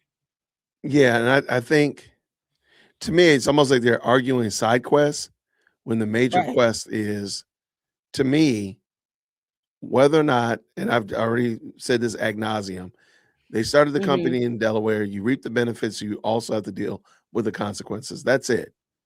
And I don't Right. know if there's all these other side quests about whether or not the entities are employees or agents thereof, all that kind of stuff like that. Whether or not you sent the text from Delaware Airport or you at the Starbucks when you sent this tweet out. To me, those are just moot points, really. I think the bigger issue is you could just settle it like, no, you get the benefits, you reap the rewards or the Right. consequences of that action. That's it. Yeah. I think all the rest Yeah. of it is moot, in my opinion. Yeah. It's so much fluff here. And case law, somebody asked, how do they remember case law? I'm gonna be honest, they don't. They have to look these things up based on each point they're making. They're looking up case law to support that point. So for each argument, then that's why you have several case laws cited in one paragraph like this. You see Microsoft Corp versus Yeah. Amphas Inc. Then you see this C. Fitzgerald v. Cantor, because they're trying to support each argument being made with case law. And they're only citing the portion of case law that fits their point, but they're not actually giving the synopsis of the factors that may have led to these certain statements made or certain rulings given in that particular case law either. So it still leaves you kind of halfway confused on what does this case law have to do with the point you're making? Like that's what comes out to me. It's just not even connecting well in their actual brief here. But the judge definitely will be able to read this differently because he went to law school and I didn't. So. Well, no question about it. And I think we just wanted to read through this. We did ask a few lawyers to come through. It wasn't tenable for them to make it through, so it's okay. But we just want to read this just as your average Joe and Jane and see if it made sense to us. Not saying that we're making a legal judgment. The judge might come back and go in a totally different direction and do something that we didn't even foresee happening. So that was it. But all right, let's go. Rejecting agency theory, where allegations in no way support finding that Cantor or Fisher consented to have MDC act on their behalf in the sense of the principal agent relationship, and noting that the corporation is not the agent of a person who can direct its conduct because she holds a majority of his voting shares in stock. Likewise, a corporation, I already know what this problem is already. Likewise, a corporation is not the agent of a person who can direct its conduct because of its position as chief executive officer of that corporation. Oh, dear God, they're doing this. Yeah. I see what they're doing. You want to take it apart? So what they're saying is there is a registered agent to the LLC itself. And that registered agent sounds like that they have more of the control of the business of that LLC, while Candace is just the figurehead. And simply because she is the figurehead does not mean she makes the day-to-day decisions, even though she owns it. She's the boss lady. Candace, I thought you were the boss, you alien. You can't make this stuff up. So now they're saying the registered agent is the one that makes the business transactions. They're the ones that actually makes the day-to-day decisions. Candace being the alien face, White Walkers, that we're all sitting here looking at, in these videos and stuff, and she does the actual show. How would that, if the registered agent was doing the shows, would it be as successful and would she be making the money? That's what it comes down to here. The registered agent has nothing to do with this. That's nothing at all. A moot. Like, this person is just the registered agent for the LLC.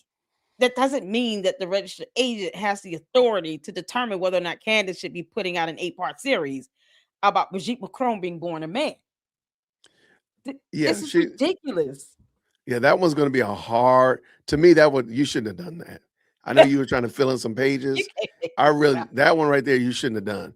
Because if you're trying to say that the registered agent is the one that really drives the show, and we've never seen that registered agent on channel, you're going to have to prove that the registered agent, which, by the way, is in Delaware, was controlling Candace in Tennessee. You should not have done that one. Unless there's something I'm missing to this. You really should not have done that one. You should let that one. I'm just going based on what we're reading word for word in this literal translation. It sounds like they're saying she's not the registered agent for this entity. Let's take out the registered agent, she's still responsible for her actions in those defamatory statements. Yeah, because all they're going to do is show clips of her speaking, her tweeting, her railing off on Instagram lives, and that's it. They're not going to. They'll probably say like, we don't know where the registered agent is. Maybe the registered agent is moving her mouth like a puppet, but the registered agent is not the one that's doing this. It's Candace. Oh my God. They're really going there. This is something else. Yeah, I don't know who the registered agent is, but they're using that. Yeah, that was definitely not the best look. Not at all. It's like, oh, Right. it's not her fault. It's the registered agent's fault for the LLC. Yeah, that's Blame that wild. person. God. All right. All right. The Macrons do not allege Owens consented to the entity defendants acting on her behalf in a principal agent relationship. Lord have mercy. Moreover, the mere fact that Owens directs these entities does not make them her agents. They're just introducing new things now. They're just throwing out new concepts at this point. I don't think anybody said that except y'all. Yeah. No.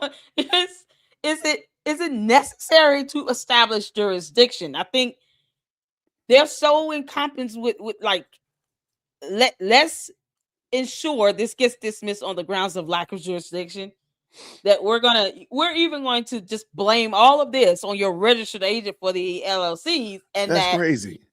those should be separated from Candace Owens, the person, and she shouldn't be held accountable for what happens through her LLCs. The registered agent should be. What do you mean? I have no idea. The judge is gonna be so bad. I cannot wait. Hopefully the judge will come back this week on this. Oh man. Yeah. I really hope so, because this is like, I really want to hear what he has to say about this. Me too. This doesn't make sense. Okay. Moreover, the mere fact that Owens I just read that already. Even if the entity defendants were Owens agents, plaintiffs do not allege a single act in Delaware as required by both sections 3104 1 and 3104 3. This contrasts sharply with Couples and Montclair Corp, and I'm not gonna read all that. Yeah, where the contacts with the state were numerous and purposeful. Okay. I'm like, yeah, I got you. I don't agree with you. All right, go ahead and hit this number 4. All right, this court may not consider plaintiffs' alter ego arguments. Plaintiffs claim they can satisfy the long arm stick by showing that an individual is the alter ego of a Delaware entity with significant contact with the state. And this is opposition number 18. This argument fails because the Delaware Court of Chancery has sole subject matter jurisdiction over actions to pierce the corporate veil. This court cannot properly exercise personal jurisdiction under any alter ego theory. And in their citing case law here, this court lacks jurisdiction to consider plaintiff's alter ego theory, to which I don't recall. I'm just gonna be honest. I don't recall this in the amended complaint, but I don't think maybe this is the argument they're gonna use. Yeah, what are they gonna make this argument in court? Is that like, when is the hearing so they can make these arguments in court? We can actually understand what they're trying to say here. Manager consent jurisdiction sounds just like, to me, I think they're about to, I don't remember. The Macrons are not making these arguments. It's almost like they're making new arguments on behalf of the Macrons, and they're not making those arguments. Yeah, it's like they're trying to cover their bases with defenses that have not been really, or they have the arguments been made for them to have to feel like they need to defend themselves in this. When did this come about? If they can, the alter ego, theory. Okay, dude, that's crazy work. If her alter ego is coming through these LLCs and then it's still being defamatory, somebody's got to be held accountable because she make money off of being defamatory. I don't understand. Yeah, this is a very interesting theory. Plaintiff section 18109 arguments fail for 5 reasons. Oh my gosh, for 5 reasons. Whew. All right. You take the odd ones, I'll take the even ones. All right, odd one first. Plaintiffs concede their failure to effect service under section 18-109, defeating their jurisdictional argument from the start. And this is from opposition 24 to 25, opposition brief 13 to 14. All right. Second, plaintiff's cite has out and Taozang Ting 134A.3D 274 in Delaware 2016 to no avail, as has out concerns a different statute. I don't remember that. Third, plaintiffs do not explain or allege how their claims deal with the internal affairs of Candace Owens LLC. Would they need to? What would be The the money internal comes through affairs? Like, the money comes through there, so that's where the revenue is generated through. So, are they in a position to say, Candace Owens LLC, has some sort of structure that would allow the plaintiffs to say their claim is related to the business and how they function within LLC, Candace Owens LLC. Does yeah, it even have a structure, an internal affairs, structuring for that to occur? Like their right. claims deal with her making defamatory statements and making money, which flows through the LLC. So what more do they need to establish with this here? They would have to So know the inner workings of her LLC. I feel like they're trying to bury the very obvious problem. Candace Owens said these things. Candace Owens cannot get around that. So they're introducing new ideas like, you don't know the business structure and the registered agent and this, that, and the other. They're trying to bury it under all of this other malarkey. And I've not heard the Macrons arguing those things. Yeah. Does that make Not at so? all. Yeah. Plaintiffs do not explain or allege how Owens made purportedly defamatory statements in her formal capacity as a manager of Candace Owens LLC. Like, she literally does a podcast. Like, all they're going to do is just pull up content. Like, to say that she did this in her formal capacity, whenever she does her podcast, isn't she in her formal capacity? like what does that mean?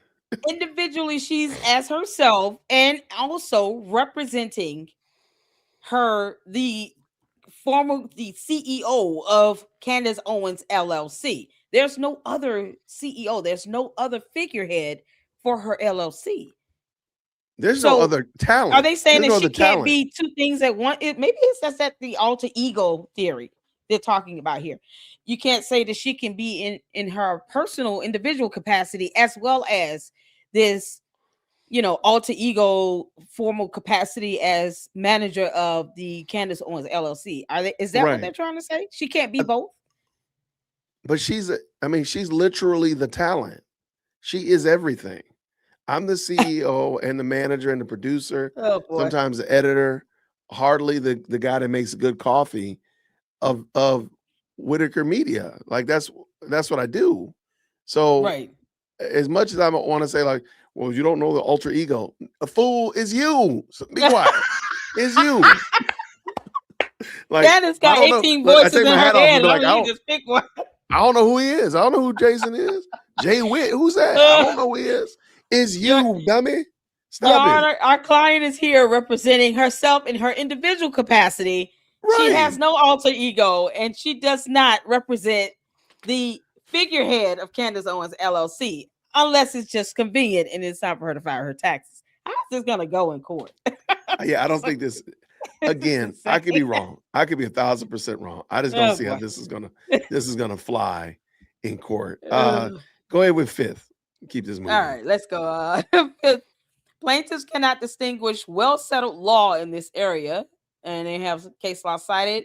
Rule that claims fall outside the scope of sections 18-109, where they do not relate to the rights, duties, and responsibilities the defendant owes to the LLC or any other way to the internal business affairs of the LLC or to the running of the LLC's day-to-day operations. Who would know that? Like, the plaintiffs would have to be able to describe that day-to-day operations of Candace Owens LLC to say, here's how my defamation case relates to the operations of her LLC. Yeah, I don't. This is ridiculous. Oh, God. Similarly, I'm wondering. Like I said, I just think that they're just trying to bury the most obvious truth. You formed your LLC in Delaware. You reap the benefits. You reap the consequences. To me, that's the most simplest. And you have a digital online business.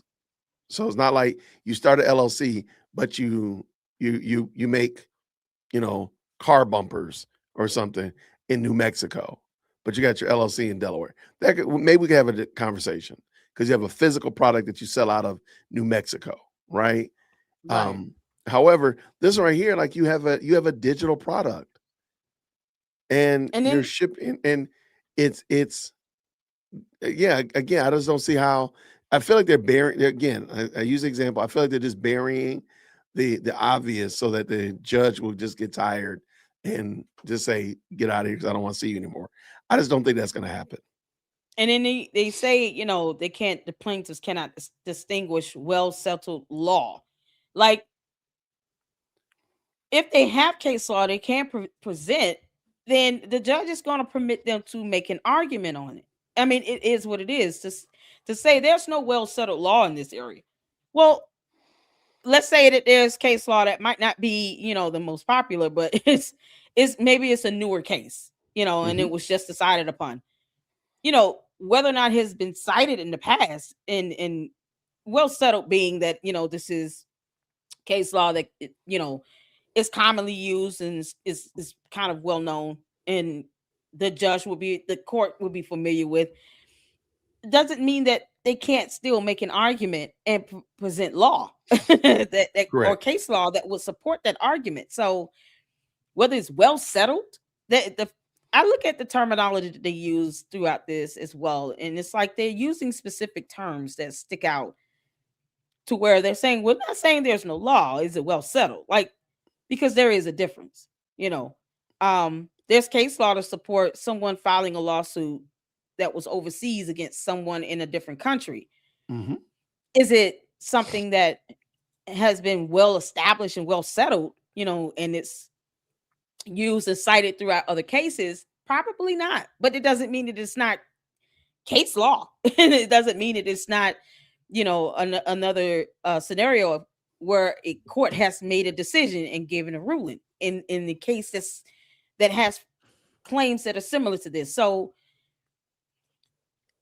I don't know. It's like they're choosing to use this type of terminology to try to, be particular. It's like they're being nitpicky. Why? Because We're being that's nitpicky all they about got. law. Similarly, because Go ahead. I'm sorry. Go ahead. No, I want to. I'm gonna do something different Mhm. because I like reading these cases, but I'm Good job. recognizing that we got 737 people in this chat, and I know we can do a summary. I do not want to assail these people, even though tomorrow's a federal holiday and lots of you all are going to be off, maybe taking down your Christmas tree or whatever, right? So I'm going to make a judgment call. Okay. I'm going to stop this. All right. I'm making a judgment call. Now, the reason I'm making a judgment call is because I want to bring up something that you talked about a moment ago that I think we'll find a lot better. I think we'll get a little more, we'll enjoy it a little bit more. In the chat, if you could, everybody in the chat, if you could, please put a yellow heart or a green heart if you would like to watch the lawsuit being, the cease and desist being filed against the Wolf of Finance. Come on with their hearts. I did that one this morning. I would gladly go over it again because I thought it was really good. Somebody said body cam bingo. Yes. Somebody said body cam bingo. We'll get the body cam bingo. We'll save that one. That for sure. All right. And they're coming in fast. I haven't seen the Wolves of Finance, but I'm so glad he caught it. You haven't I haven't seen it? No, I haven't seen them. That's why I was like, oh, please play those videos because I haven't seen them yet. I haven't been able to. Nick Brooks did a new video today. You know what? Nick did do a video. Hold on. God, Let's do Nick's video real quick. Let me do his first. Yes, we will go, do y'all, with them hearts. Come on. Come on, get the hearts up in here. Fill it up full of hearts. Don't be playing no games. Yay. Let me get Nick up in here because Nick did do a video. You're right. It says Nick couldn't be here. This is like Nick's way of being here, but not really. Nick is here. Nick is here in spirit, y'all. I know. I love Nick Brooks. Yeah. So, all right. While we're watching, so we're going to take a commercial break, a station identification, and then we'll do the Wolf of Finance. I didn't realize you hadn't seen that. I haven't seen it. Oh, I was live on my second channel, and I saw you drop the video, and I was like, "Oh my god!" And they sent the cease and desist. This is such good news. Yeah, I've been the one screaming and hollering in the microphone.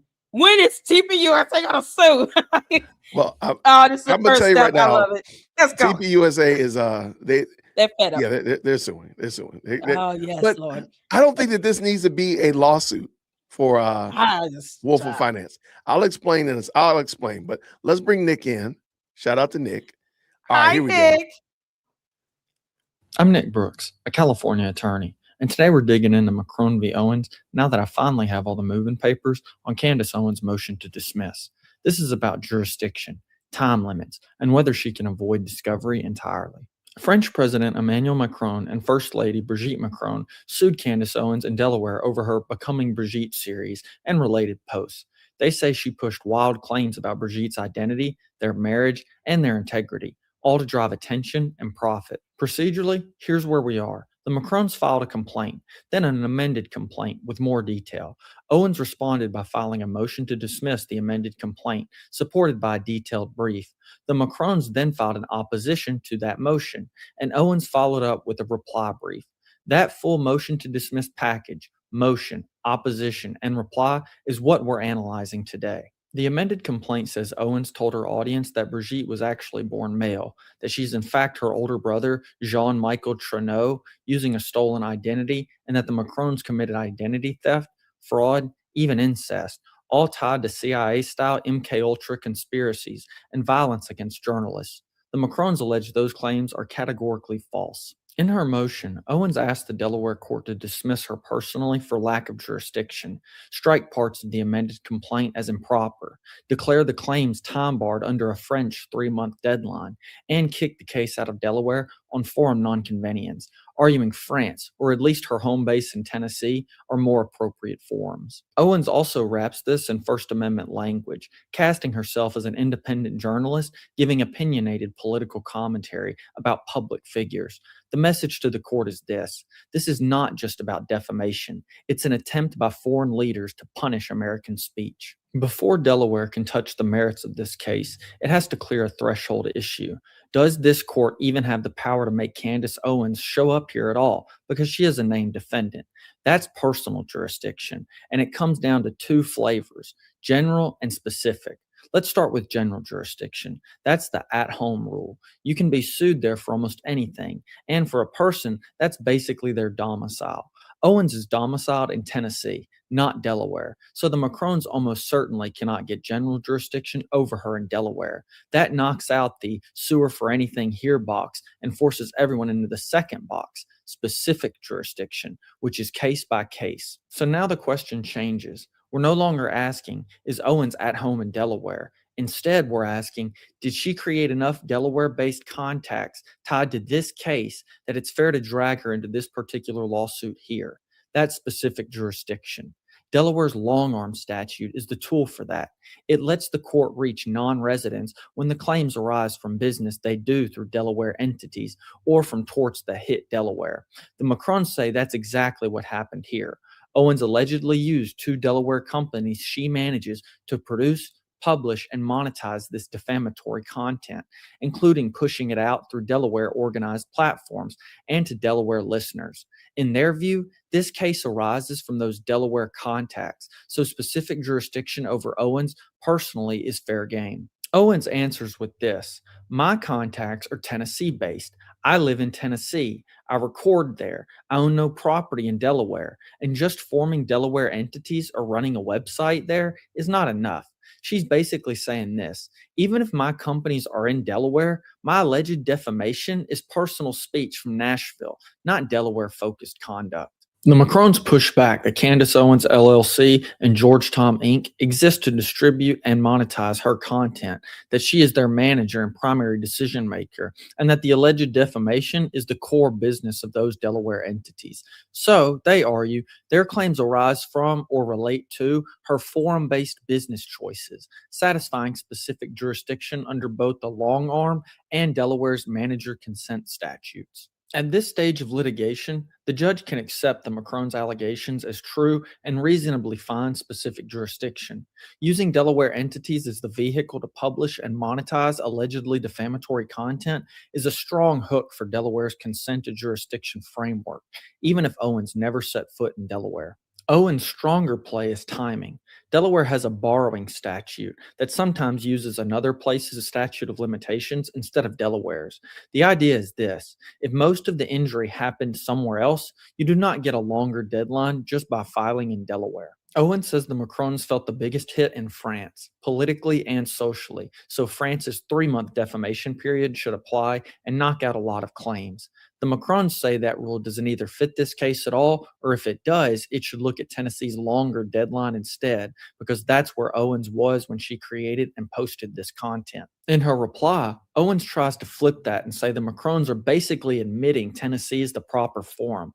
That's a stretch. Pointing to Tennessee for which deadline applies does not mean you've agreed Delaware courts cannot hear the case, especially when the speech was created in the United States using Delaware companies she chose. On forum nonconvenience, Owens argues France is the natural forum, French plaintiffs, alleged French harm, French witnesses, and that Delaware has almost nothing to do with her life compared to Tennessee.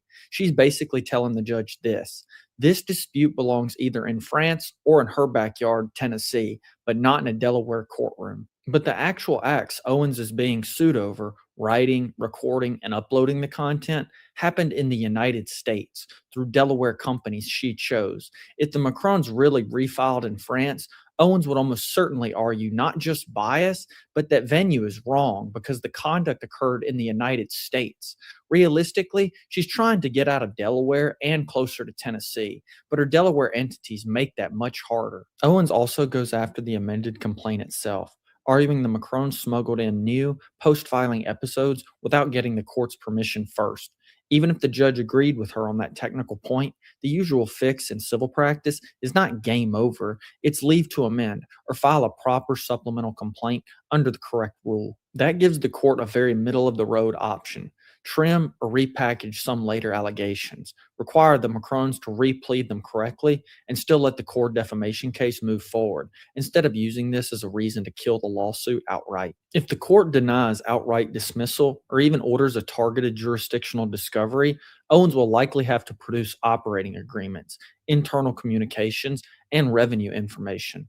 That could show how deliberately she used her Delaware entities to amplify or monetize these claims, which is exactly the story her motion seems designed to avoid. Here's my prediction. The court is more likely than not to find specific personal jurisdiction over Owens and her entities, and to keep the case in Delaware rather than to send it somewhere else.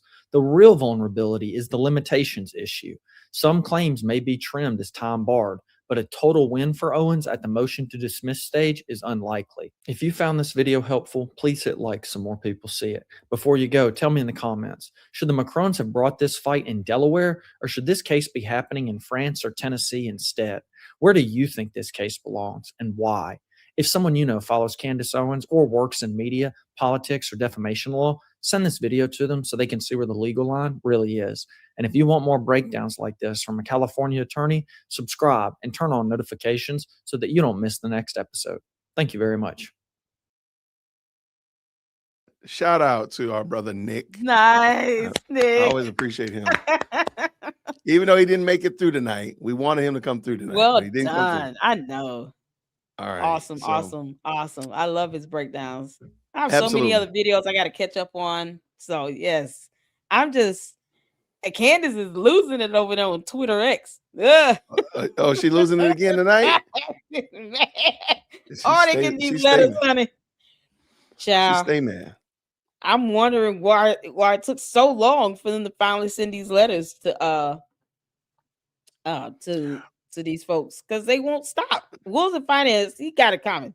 He said flat out that they're somehow financially corrupt at TPUSA, and money was being misappropriated because he couldn't see the tax documents that they were granted an extension to file to the IRS in time, I guess, before his video dropped. So and then he went out and tried to double down on other accusations with no evidence. Like you can't accuse a company of financially, doing something unlawful or misappropriating funds, and you don't have that concrete evidence to support it. Like it's just ridiculous. They're a nonprofit. It is what it is. It is. All right, I'm gonna do something different. I'm gonna let you control this one, because you're gonna want to stop in places maybe I don't want to stop, or you just trust me to stop. Because I've already seen it. No, you go ahead and play it. Okay, you good? Okay. So shout out to the best live Yeah. chat on the internet and the most electrifying comment section. If you all would please make sure that you have already gone ahead and you subscribe to Lady Luck Club. You've already given her those yellow hearts. So subscribe if you're not already subscribed to the Jay Whip podcast and become a part of the best live chat on the internet. Let's go ahead and let's get funky. Let's get active. The Wolf of Finance. He has inserted himself into the TPUSA shenanigans, and you mess around, you fool around, you find out. So with no further ado, ladies and gentlemen, and you can feel free, Lady Luck, just to say, hey, Jason, stop right there. It's perfectly fine. Again, like I said, I've seen this already. Shout out to it. Let's get at it. Let's go. Green hearts in the chat where you can hear. This week, I received a letter from Turning Point titled Demand to Cease and Desist Defamatory Comments.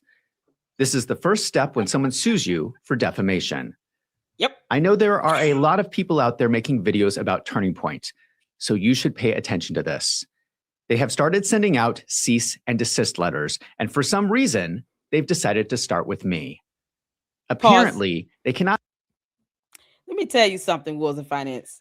They're starting with you because you make accusatory statements and allegations about their financial situation with no evidence, and then try to go out to some place. I guess he was supposed to be boots on the ground, talking about a mailing address and how they should not have been investing in the stock market with TP endowment, but they didn't look up what an endowment was because I had to do a debunking video on that. And he failed to just give basic fundamental information intentionally so that he could prove his dumb point, where an endowment is established to be able to be used as an investment account. So you can put money in it, the base principal, the base amount of that 10 million you put in there, it stays there while you invest in like the stock market. And then you generate that return on investment. And then you take that money, put it back into TPUSA, and then use that to cover your expenses. That's how endowments work. He didn't even go over the various types of endowments you can have. None of that. I had to do some research, did a video on it to put him and Candace to shame on this TP endowment because he lied so bad. And you can tell him it was horrible. Let me stop you. Froze over. It was horrible. Let me stop you for a second. I hate to say it. This is going to be so surfacey, Lady Luck. You just spent all that time and he doesn't even address that problem. This is going to be so surfacey. But this is what I just want to point out. He doesn't know that he's the first one that's been sued, or I'm sorry, that's being told to stop. Yeah. He doesn't know that. And in a moment, he's going to try to sell us that he is just a small content creator. And I'm going to back up just a little smidgen. No, he's a small content creator. Yeah, he's going to do that argument. So let's let him go. Here we go. Shout out to the 800 that are in the chat. Make sure you hit that like button. Let's go. Apparently, they cannot handle the criticism from my teeny tiny YouTube channel. Okay, hold on real quick because I didn't do that this morning. Let me show you what a teeny tiny YouTube channel looks like. Hold on. Look at him. That's a teeny tiny YouTube channel. I don't want to show my teeny tiny channel. You want me to show your teeny tiny channel, Lady Luck? Show mine. It's 30,200 something. I bless God for every last one, but it's not 359,000. Yeah, like if that's teeny tiny, then sir, everybody would be happy with that teeny tiny. Now, granted, on YouTube they still consider 500,000 a small channel, but I think we got my point. Let's finish up. Let's go. Ciao. This letter is showing the world the type of organization Turning Point has become under Erica Kirk. So not playing. Yeah, let me also point out, why is he not going to? I think it would be really interesting if he had actually let us see this letter. We're not going to read it. Right, let us read it ourselves. Like he doesn't. And let me double check because this morning he had not. Let me just check. Show us the letter, Wolves. Yeah, there's no link to the letter or anything like that. There's no PDF file that we can see. So Yeah, he's gonna be upset, but let's keep it going. Let's dance. They want to send legal letters to small YouTube creators. So we're going to go through this letter. And by the way, if any of you know a good lawyer in Arizona that handles defamation cases, have them send me an email through my website because I'm looking for a lawyer. Wait. Go ahead. Why does he just contact Candace? You know, that's your new bestie, bro. And have Candace, the White Walker, send you an attorney. Well, beyond that, though, and I thought about it later on. He uses some very Candace-esque tactics. He's gonna try to make himself just like everybody else. In a moment, he's gonna show his social platform and how he's a small content creator. But at the end, he's gonna beg for money. He's gonna put out the 10 cup and ask for people to support him so he can pay for a lawyer. I'm like, sir, you do realize there's another option. There is a second option, and it is not to get sued. It is to do what they and just say, okay, fine. I disagree with you on this, but I don't want to get sued. I don't want to start no fight because I ain't got no time for that. Exactly. I don't waste my money. So you could say, you know what, I disagree with this, but I'm not gonna. I'm gonna just.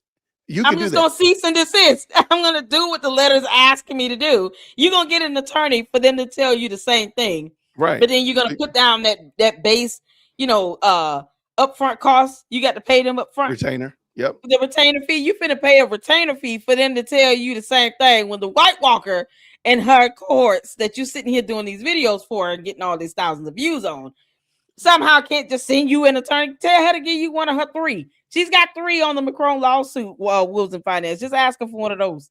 So let me also ask another question I didn't ask this morning. This gentleman right here, he seems like an intelligent fellow. He wants me to believe that he's going to tell you that the cease and desist letter is scary. It's scary to receive a cease and desist letter because they're trying to sue you. He wants me to believe that he received this very scary cease and desist letter, and the very first thing he thought about doing was hopping up on this here internet, turning on his camera and talking about it, saying, big chestedly, I'm gonna sue, I'm gonna ready to fight it, rather than talk to an actual lawyer about it. So either one of 2 things happened. You did talk to a lawyer and they say go ahead and go forward, or you didn't talk to a lawyer and you just flying out here footloose and fancy free. Either one of those is pretty bad. But I don't think he talks to a lawyer, because I would have told him, dude, you don't even have to put on this suit and tie that you deliberately put on to do this video. Just go sit down somewhere and cease and desist. Well, let's see what happens. Here it comes. It states in the letter, Turning Point entities are not looking for litigation. Rather, their interest is in the truth and making sure the public record is accurate. So they are claiming they do not want to sue me. But I view this letter as a threat to sue, and I think any reasonable business person would do the same. So I make he the claim to be a business person. So Lady Luck, and anybody in the chat, by the way, feel free to jump in on this. Lady Luck, you are a parent. Am I correct? Yes, I am. Now, 2 boys. If you've been a parent for, I'll go as far as say, if you've been a parent for 8 minutes, you've made the or else statement. Do this or else. Clean your room or else. Empty out the dishwasher, fold up your clothes, be home before the streetlights come on, or else. Now, the or else could be, you're grounded, you lose your phone, or it could be waistline management. It could be. I think it's fair to say, as a parent, I never wanted to, I don't relish in having to do waistline management, corporal punishment. Nobody wants to do that. Not at all. It's an option, though. You really do hope that the little person says, let me go here and clean my room up like my mom or dad said. Let me be obedient. Because I know what the or else means. And in my house, I don't make threats. We only make promises. Once Mr. Spanky is picked up, Mr. Spanky doesn't get put down until he's done his job. So don't make me pick him up. Because if I pick him up, we got to get this thing done. So and the reason I bring that up is because this gentleman right here, this is some very childish thought process that they want to sue you. No, they're telling you, they're giving you the or else statement. Stop saying these things, make the corrections, or else. Right. It's really that easy. And it's that simple. Cease and desist. You're making statements that are provably false, and it's hurting our bottom line. And they have the right to defend their business and to defend their ability to generate revenue. He's sitting here saying an endowment should not be used to invest in the stock market when that is exactly what an endowment is designed to do. That is the purpose of it. Based on factual information he failed to Google. He could have just did a Google search. It was that simple. I didn't even have to think hard about this video I did about that. And it's like, why would you lie that bad on basic fundamental information? It made no sense. And he chose to put that video out. And then she doubled down by playing that video on her channel. So it got this extra exposure based on information. And Candace doesn't fact check to save her life because reading is not fundamental for her. So, of course, she's not going to fact check anything and actually look up what an endowment is. So she plays it and then reiterates, there's got to be some misappropriated funds. Where's this $8 million? And all these things. And in the meantime, neither one of them bothered to look up what an endowment is or due dates on tax filings for a 501c3 and to see that they got an actual, extension. This is what it comes down to. So these are the statements that he made that were factually incorrect. That they're saying, because you made those statements, you're bringing harm upon TPUSA. And Candace is sitting here telling people not to give donors, not to give contributions, not to send money because they're misappropriating it. And they're somehow lost $8 million, all because he did that video where he made that allegation with no facts. And they're like, no, we're not going to keep doing this. You're hurting our bottom line here. And they have the right to be able to do investments and to generate revenue. So he didn't say any of this stuff when Charlie Kirk was alive. Where was he at when Charlie Kirk was alive? Well, he also doesn't say, he actually doesn't argue that point. That's not an argument. Of course, he's not going to. He's not going to talk about the endowment at all, actually. But I want you to hear. Yeah, I want you to go here. But I just think it was adorable that he's running to this. Oh, they're trying to hurt. They want to sue me. No, they're literally saying they don't want to sue you. And they're going to give you reasons and ways that he cannot be sued, which is kind of crazy. But let us go. Continue. A cease and desist letter is the first step towards a defamation lawsuit. But it can also be the last step. It can be the only step. You do realize that, my dude. Right. If you clean your room, little Tommy, if you're in the house before the streetlights come on, little Sally, guess what? Right? The or else never happens. Exactly. It never happens. Junior never cleaned his room. Well, there you go. He got the or else ministry. He got it through revelation or tribulation. But you don't have to have tribulation, sir. You can say, you know what? Let me go ahead and make this corrections. Well, because later on he's going to get real snarky in a minute about some of his changes. So let's go. I interpret this letter as Turning Point telling me to shut my mouth or they're going to sue me. Oh, child. I do not understand what Erica Kirk is doing. Out of the hundreds of people posting on social media about Turning Point, why are they targeting me? Well, number one, you're assuming that you're only the one being targeted. So that's the first of many problems. Maybe the other people, they got the letter and they actually made the corrections and stopped. They said, look, I ain't got a letter. Well, in a moment, he's going to show. White Walker got it. He's going to show the letter.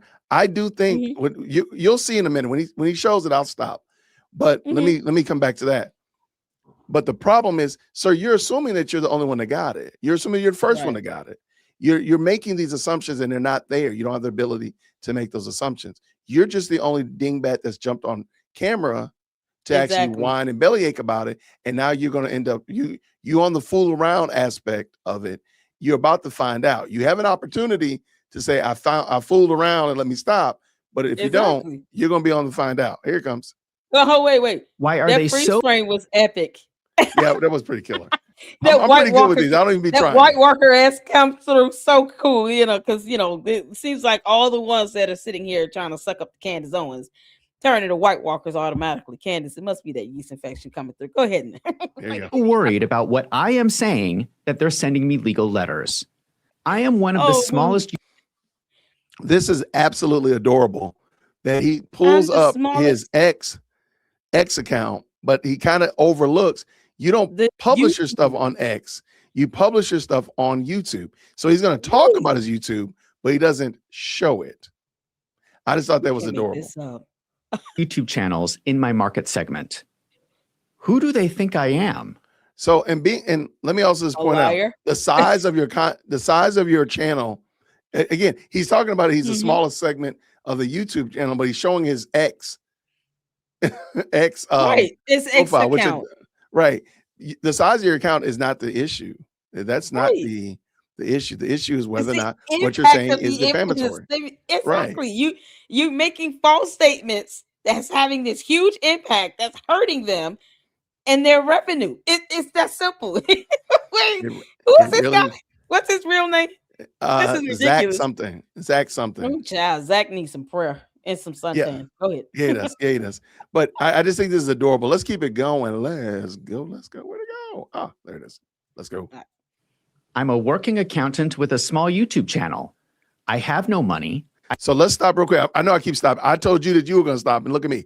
So Child. right now, he said he's a working accountant with a small YouTube channel. So those are his two jobs at the current moment.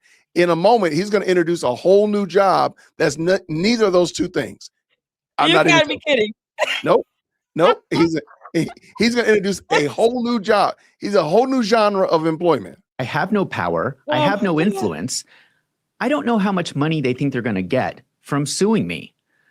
All I have is the truth. You And I'm not have going to stop influence. speaking.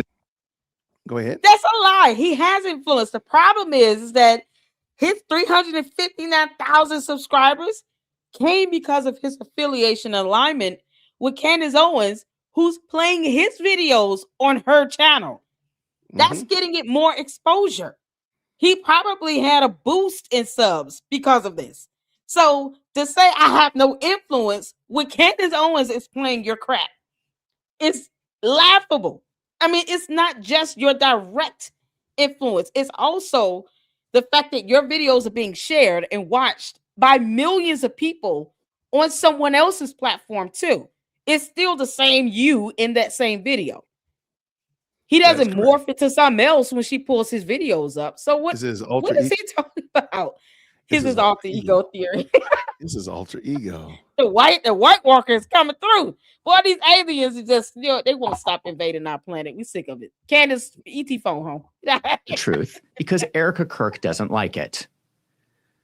The one That's a good lie. thing about a lawsuit is that everything will be out in the open, and Turning Point will quickly find out that I have nothing to hide. The letter came from a lawyer named Paul Edgard Harold from South Bend, Indiana. It seems like this is Turning Point's lawyer.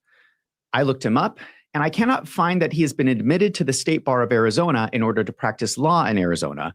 So I'm not exactly sure how he's going to sue me in Arizona, but maybe he's working with other lawyers. Notice he's already gone to the idea. So he's the cease part is not in his repertoire. Like I need to stop playing with these people. That's not in his repertoire. So then he's going to get what he gets. He's not going to pitch a fit because he's already assuming a lawsuit. Like you do realize there is another option. There is another option. You don't have to be sued. And then his little weird behind refuses to, Google information. So anyone can send a cease and desist letter. Yes. You don't even have to be an attorney. And the attorney that sends it does not have to have a bar license to send you the letter. It could have been emailed to him. This is the thing. When it comes down to it, if he gets a complaint and a lawsuit filed, it would be the lawsuit will be filed, and the attorneys that represent TPUSA will be registered in the state where the lawsuit is filed. Correct. But just to send you a cease and desist letter, they don't have to be registered in that state. If it's their attorney that represents them, TPUSA could have sent the letter. It's that simple. What is wrong with him? He won't look up basic concepts. Just Google. What's his name? Zach? Zach needs to learn how to Google and read. This is ridiculous. You don't have to be exactly like the Candace, the Ewok alien. You don't have to be exactly like her. You could just at least Google, can an attorney hit me with a cease and desist letter if they're not registered to practice law in that state? It's that simple. Child, you can't make this up. They're gonna Yeah. mollywop him if he gets sued. All right, Okay, let's good. keep this dance rolling. Let's go. In the Ooh, letter, child. Okay. they order me All right, gonna stop right here. Ooh, child. Look at this. All right. Do you know why I think Candace has already received her defamation, her cease and desist letter? Because they put her in it. Mm-mm. I mean, she's the one that got him. No, just looking at this letter right here, without any speculation or theorizing, just on this letter right here, there's a reason why I think she got a letter. I would say because he's making these videos because of her, but I can't see on the side of the screen. Nope. What It's do just you look at the see? date. He got this letter allegedly on January 8th. January 8th. January 10 days 6th ago. is when, well, January 6th is when she came back from Christmas break. And everybody noticed that, because we do a live stream every day, that she seemed very out of sorts. She just seemed angry with she just seemed really out of sorts. I really believe she got a letter before this. Yeah. And I the believe so. cease and desist letter was fired off. And maybe it was during Christmas break. I don't know. But I believe she got one before then. I don't think he was the first one to get one. I do think that she got one before then. That's just my speculation. I don't have any reason to, based upon information and belief, that's what I think happened. Because again, I can't see that he would be the biggest one. But because he came forward with it, she now jumps out on X, and she's right now talking about it's a bad idea that they are suing him, blah, blah, blah. But I think she's already got hers, and she's trying to figure out what to do with it. Hence why she pivoted and went into the multiverse of madness and started talking about string theory and collapsing timelines to kind of pivot off of this, because she really couldn't keep it going. That's my theory. But, I could be wrong, but I don't think I am. This is something else. She is, Candace, you're going to get sued again, and it's going to be epic. And we're going to be here to do videos on all of it, because she won't stop. So how else do you put somebody in place? This is it. You have to let them know, listen, legally, I'm not playing with you. And this Zach guy here, he has made statements that were provably false. That's what he's not caring about. He keep on being like Candace Owens if you want to. Right. That's going to be the end result. That lawsuit. Go ahead. Yeah. Let's keep it dance going. Let's go. 2. Please confirm that you will publicly correct your false statements immediately. This is not what I was going to talk about this week, but Turning Point is demanding that I communicate their statements publicly. So here we go. They include a whole list of statements they claim are false that I have made in my videos about Turning Point. Now, I'm not interested in spreading false information. So I'm glad that Turning Point reached out to me, because if I said something wrong, I am happy to correct it.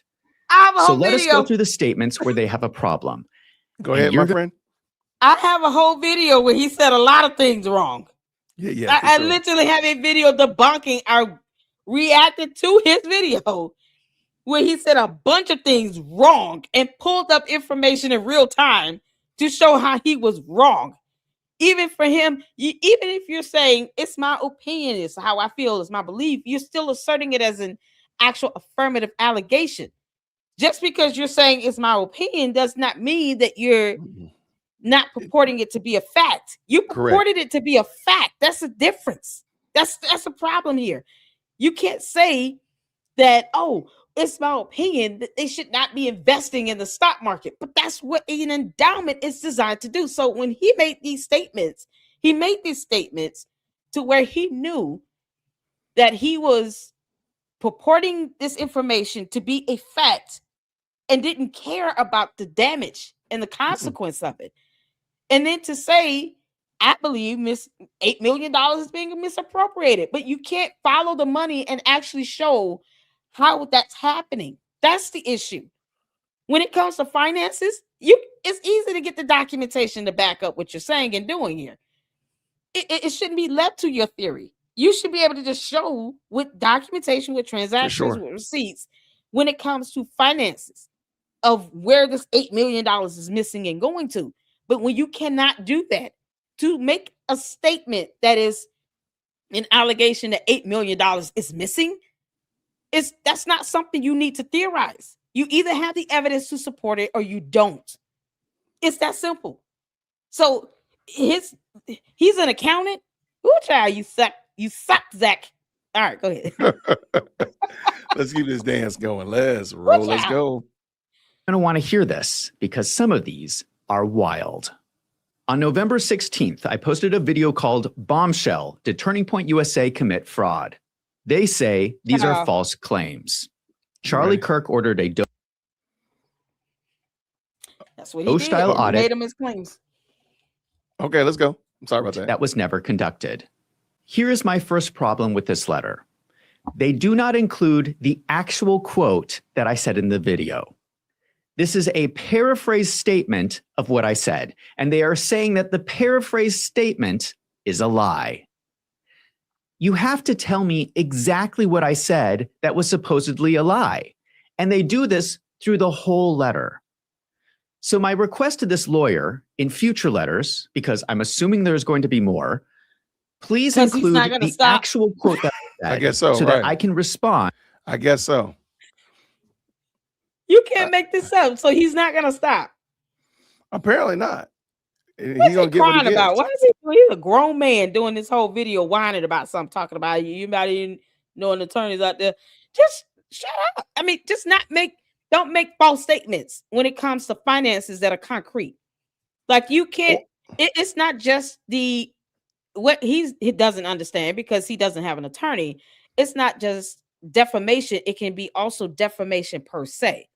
Defamation per se is based on the inference of it. So when you're listening to his video, what does the average reasonable person conclude when he's making these allegations?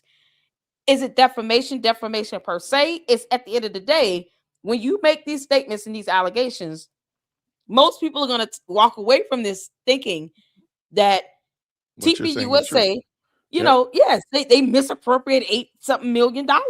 That what you're saying is truth based on information you provided that is being presented as facts, concrete facts. It's the defamation per se as well that can land you in court. So because he is still an idiot and he's not reading or researching, and he has not consulted with an attorney, and he obviously is not going to stop, then he's going to even land him in court for defamation per se. Keep going at this rate, Zach. That court case ought to be fun for you, clown. And to your accusation. But I'm going to at least try to interpret what they are saying. I spoke in my video about a memo that Charlie Kirk wrote 8 days before he was murdered. In the cease and desist letter, they say, indeed, Turning Point USA's COO announcement concerning the Doge effort never used the word audit. So this is breaking news. Turning Point's attorney has now confirmed that the Charlie Kirk memo is authentic. We now have legal confirmation this did happen. Did they ever say it was fake? Yeah, I don't think anybody ever said it, but that's neither here nor there. But I'm like, I don't think anybody ever said that it was, but that's a moot point. It seems like their problem with my video is that I called it a Doge audit, when in the memo it is written as Doge effort. So there's a mistake there. Just acknowledge it and keep it moving. Like all you gotta do is just say I was wrong. But you want to turn this into a video series, and that's what you get. Right. So they want everyone to use the word effort and not use the word audit. This letter is seriously hurting my head. No. Because he doesn't read. Right. And effort is different. Like an audit, like somebody just said right here, it's different. We're not talking about the same thing. So no. Two different words, two different definitions, two different concepts financially in the financial sector. And audit is beyond what an effort is. Like that, an audit is a review of the company's finances. It's what are you? He's trying to diminish what an audit is. An audit can be a huge effort depending on what you're looking at, what you're auditing. But why are you trying to explain an audit to an accountant? They should already know that. Like he should already know that. Like why are we having this conversation? Whatever word you use, the memo is clearly talking about an evaluation of Turning Point. But we cannot use the word audit. We have to call it an effort, or they are going to sue you. No, they No. just say stop doing it. They're just saying you're spreading false information. And you can stop Oh and you my can say, hey, I made a God. mistake. My bad. I did say audit. Here on the letter, it does say effort. My bad. And you could have just been fine. That would Right. have been fine. But see, no, you're going to want to triple and quadruple down. And then that's why you're going to be on the fool around aspect of this. Oh, to yeah. find out aspect of this. The letter goes on to say, the announcement makes clear that Turning Point USA was doing what it has always pledged to donors, ensuring it was being efficient with its funds and time and making changes to foster greater efficiencies. Moreover, Turning Point USA hires a third-party audit firm to conduct an audit every year. This is all just their opinion. This is how they... No, that's not an opinion. No, They're it's not making an a opinion. That's statement. what they. This is They're what making they a do. statement.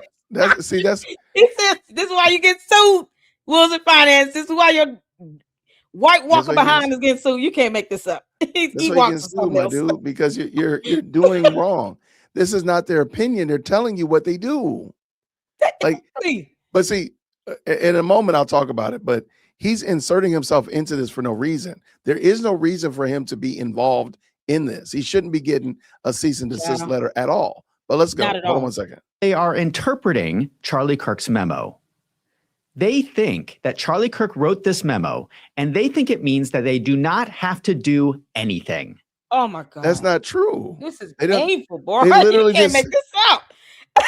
Well, and also, if anybody wants to, last night I did a review of Tyler Boyer, who was on a podcast. He spent 2 hours answering all of these questions. 2 hours answering all of them, from the audits to whether or not he's some kind of deviant, everything. He answered a lot of questions. There were still a lot of questions still could have been answered, but he answered a lot of the big questions. And he answers about this audit, and it does happen. So what he's saying right here is factually in error. The problem is Wolves of Finance doesn't need to be involved in this at all. He's already said he's a small accountant. Go do your accounting, sir. You don't need to be involved in this. You inserted yourself into this, and you were wrong. And now you're catching cease and desist letters, and you're upset about it. That's your fault. You're trying to keep safe face for the Candyites out here. The cult members that choose to follow Candace Owens to the ends of this flat earth she believes in. But you can't make this up. He doesn't have to do this. He could decide, I'm not going down that hole with you. And if they decide they don't want to watch his videos anymore, then he's going to have to find some real content to talk about. How about starting with the actual definition of the word endowment, or explain what an audit is? Like, this makes no sense to try to tell them what a letter from Charlie Kirk actually says when they can just read it. It's that simple. He's sitting here trying to create this false narrative and to call them a liar on something, to catch them on something. You're not going to be able to do that. They sent you a cease and desist. Grow up. How old is he? I have no idea. Grown man. You're a grown man. Act like a 12-year-old. Look at this. Look at his face. His freeze frame is epic. Go ahead, D. All right, let's dance. How convenient. They think that Charlie Kirk wrote a memo just to tell people to keep doing business as usual. Well, my opinion, and the opinion of many other people, was that Charlie Kirk's memo meant something different. This is the problem. Nobody cares what your opinion is. You don't work in TPUSA. You're not affiliated with TPUSA. You don't donate to TPUSA. So really, what is your stake and lot in this argument? Really? Exactly. For real. Okay, fine. If you do donate, let me just ask you a question. Do you think that Charlie wanted that the company was the company was moving as inefficiently, that they needed a quote unquote Doge audit in the most Doge sense? That's dumb. They never were before. And since we already know that the word Doge was not had only really come into the lexicon in the last year, we know why he was using it. He was enamored with the idea of being more efficient, more dialed in. That works right alongside. And like I said, Tyler Boyer explained it, and it makes perfect sense. And and by the way, he actually works there. But we'll find out in a moment. Wait, hold on. So Paramount Tactical also had an accountant, a tax attorney on his show as well that explained this whole thing. And this is where people are drawing, like Candace and her followers sitting here trying to get their baseline facts and information from someone who's not a tax attorney at all. Is not even he's probably not even well versed on tax laws. So for him to try to give these statements as if what he says is the gospel is disturbing to me when he's not reading a memo, and no one disputed the memo to be authentic or real. Yeah, that's my first time hearing that He one. sounds like Candace right now. It's like, wow, he didn't have a brain of his own. This is ridiculous. No, let's keep it going. Let's go. This is not a statement of fact. It is an opinion. This is another problem I have with this letter. Most of the statements they mention are opinions, just like this one. If you are going to accuse me of defamatory statements, they need to be facts, not opinions. If I have a fact wrong, let me know and I will happily correct it. But I will not change my opinion of this memo to whatever you want. But since it is so important for Turning Point, I have no problem with specifying that Charlie Kirk's memo used the words Doge effort, not Doge audit. The next statement is... So just say I was wrong. That's all you got to do. Exactly. Most people would just be like, okay, my bad. I did use the wrong word. That's fine. And just keep it moving. But you don't. Then there's a problem. Someone at Turning Point decided not to file 990 forms. At the time I made that video, those forms were not publicly posted. Those forms were posted after I made that video, and I have already made a correction about that. The next... So they weren't wrong. Crazy. They weren't wrong in their... When they, because who knows when they started filing this, collecting their data, who knows? Exactly. So they weren't wrong. So you don't actually need to bring that one up because he doesn't bring up all. I think he said there's 11 things. He doesn't bring up all 11 of them, which I find kind of peculiar. But I digress. Let's go with this one right here. Next statement is in 2023, $650,000 may have been funneled from Turning Point USA through Turning Point Action to Turning Point PAC to evade campaign finance restrictions. They are referencing this chart from my video. They claim money actually went from Turning Point Action to Turning Point USA as a reimbursement for event expense. There was nothing nefarious about that transfer. And it I'm wasn't. not sure they are contradicting what I am saying. What'd you say? You're saying, he's saying that money was funneled as if it was laundered through, because that was the overall point he was making. That's correct. In his video, as if they were doing money laundering. And so, like I said, it's not just you have to prove word by word what I said was false. It's the defamation per se.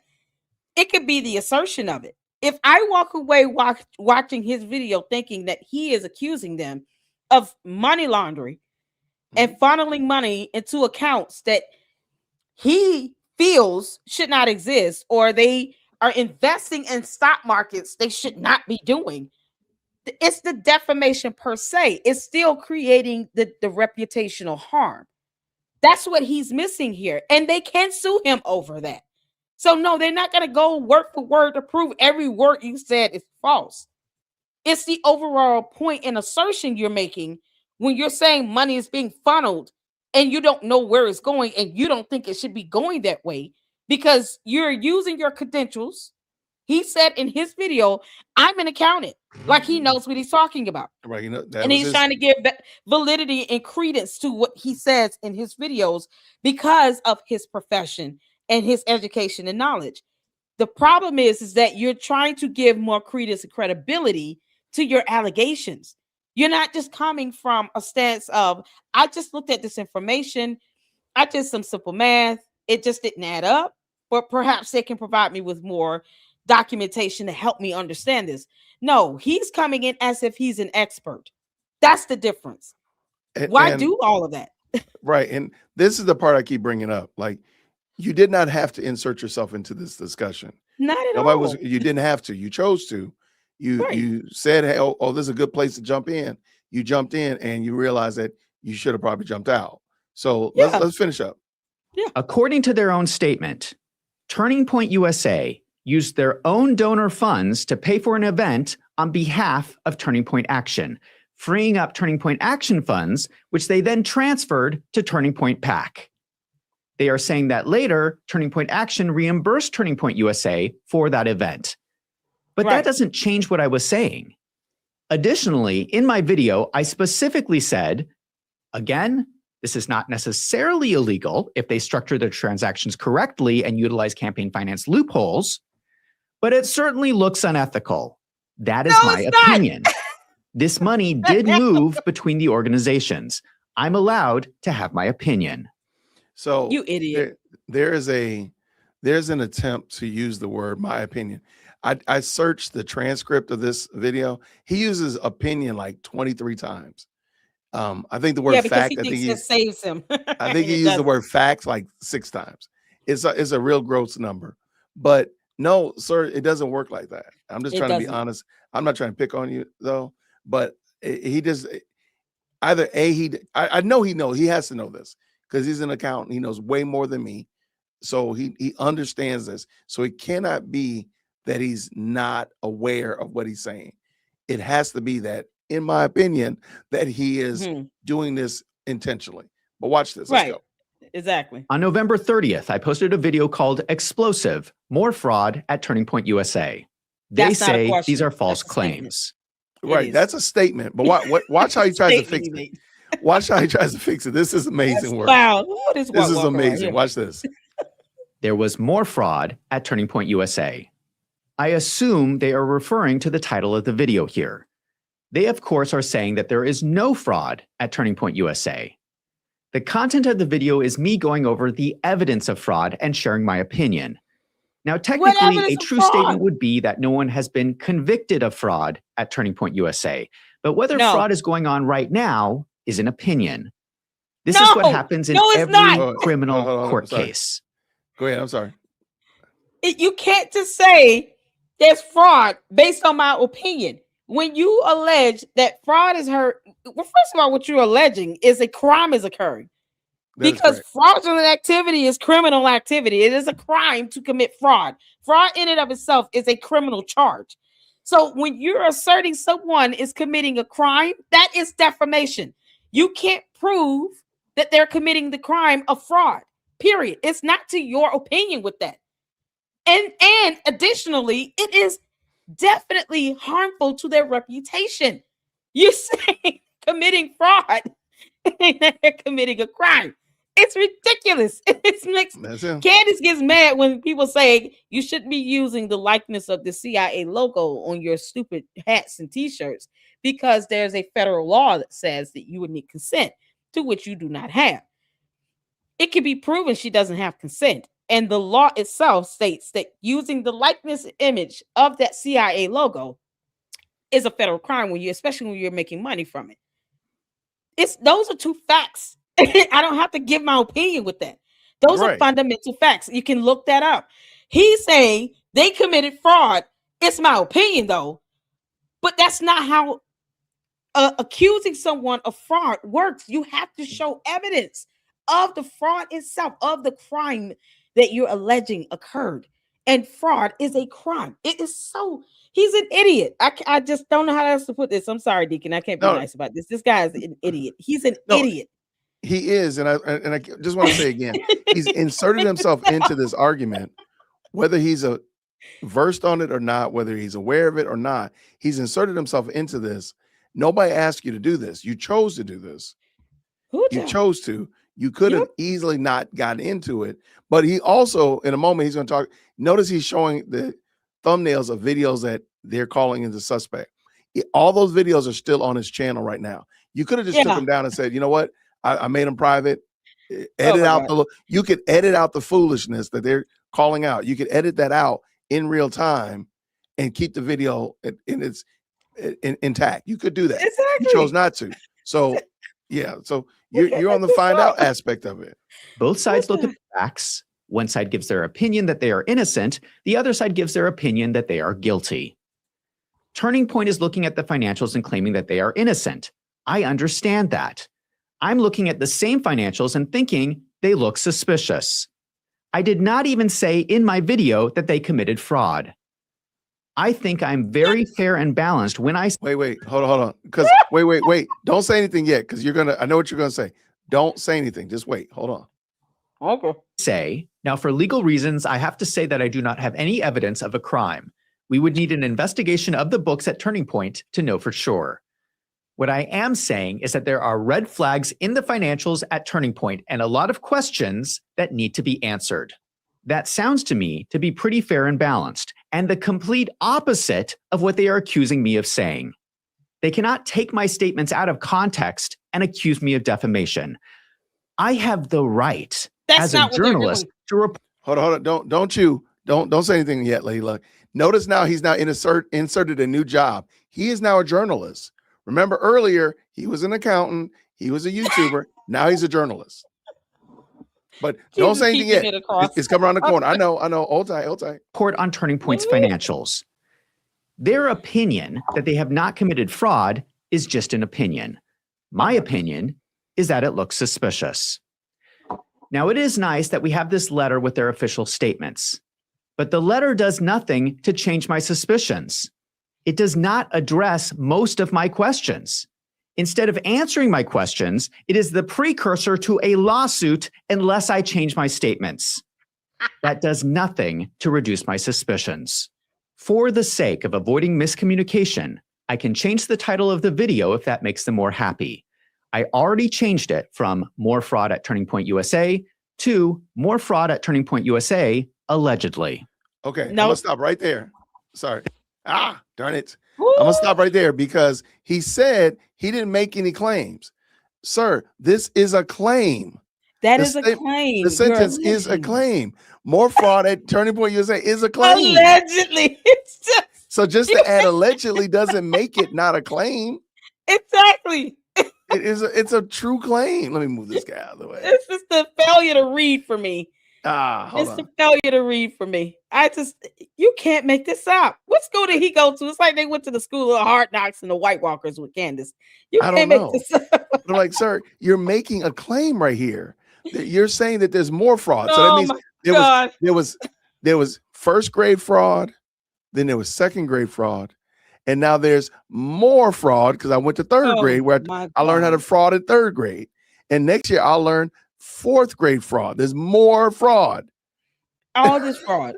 Right. Child. So you're making a statement, sir. I don't think that you understand. I'm sorry. I do believe he understands that. He knows. He's inferring that fraud is occurring because of these so-called red flags, to which he can't even explain. What are these red flags? He said he's asking questions. Where are the questions at? Start with the questions, because if you have the intent to just ask questions to get information, you would pose questions, and you would pose questions based on what you're looking at. He's not even doing that. He's not even asking questions. So he's saying there are red flags based on what I saw. What red flags? Just because you don't know a tax deadline, or you don't know how to define an endowment, or you don't know how money works between a subsidiary that is a 501c4 versus a 501c3, does not mean it's a red flag. Just because you said it's a red flag doesn't make it one. Your opinion is not based on anything factual. And this idiot is an accountant who still claims that he knows what's 2 + 2. It's not purple. Let's let him go. Yeah, let's let him go. More fraud at Turning Point USA, allegedly. The next statement is that America's Turning Point had ghost employees. The letter explains, America's Turning Point had 80 employees in FY23 and 108 in FY24. There was, however, an inadvertent error in America's Turning Point filing, which failed to note these employees, and America's Turning Point is in the process of rectifying that inadvertent error. So I was right. No, you weren't. There was something wrong. They did put incorrect information on the 990 form.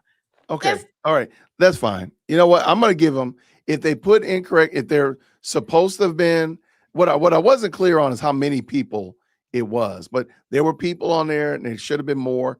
You know what? I'm going to give them that. You can't make this up.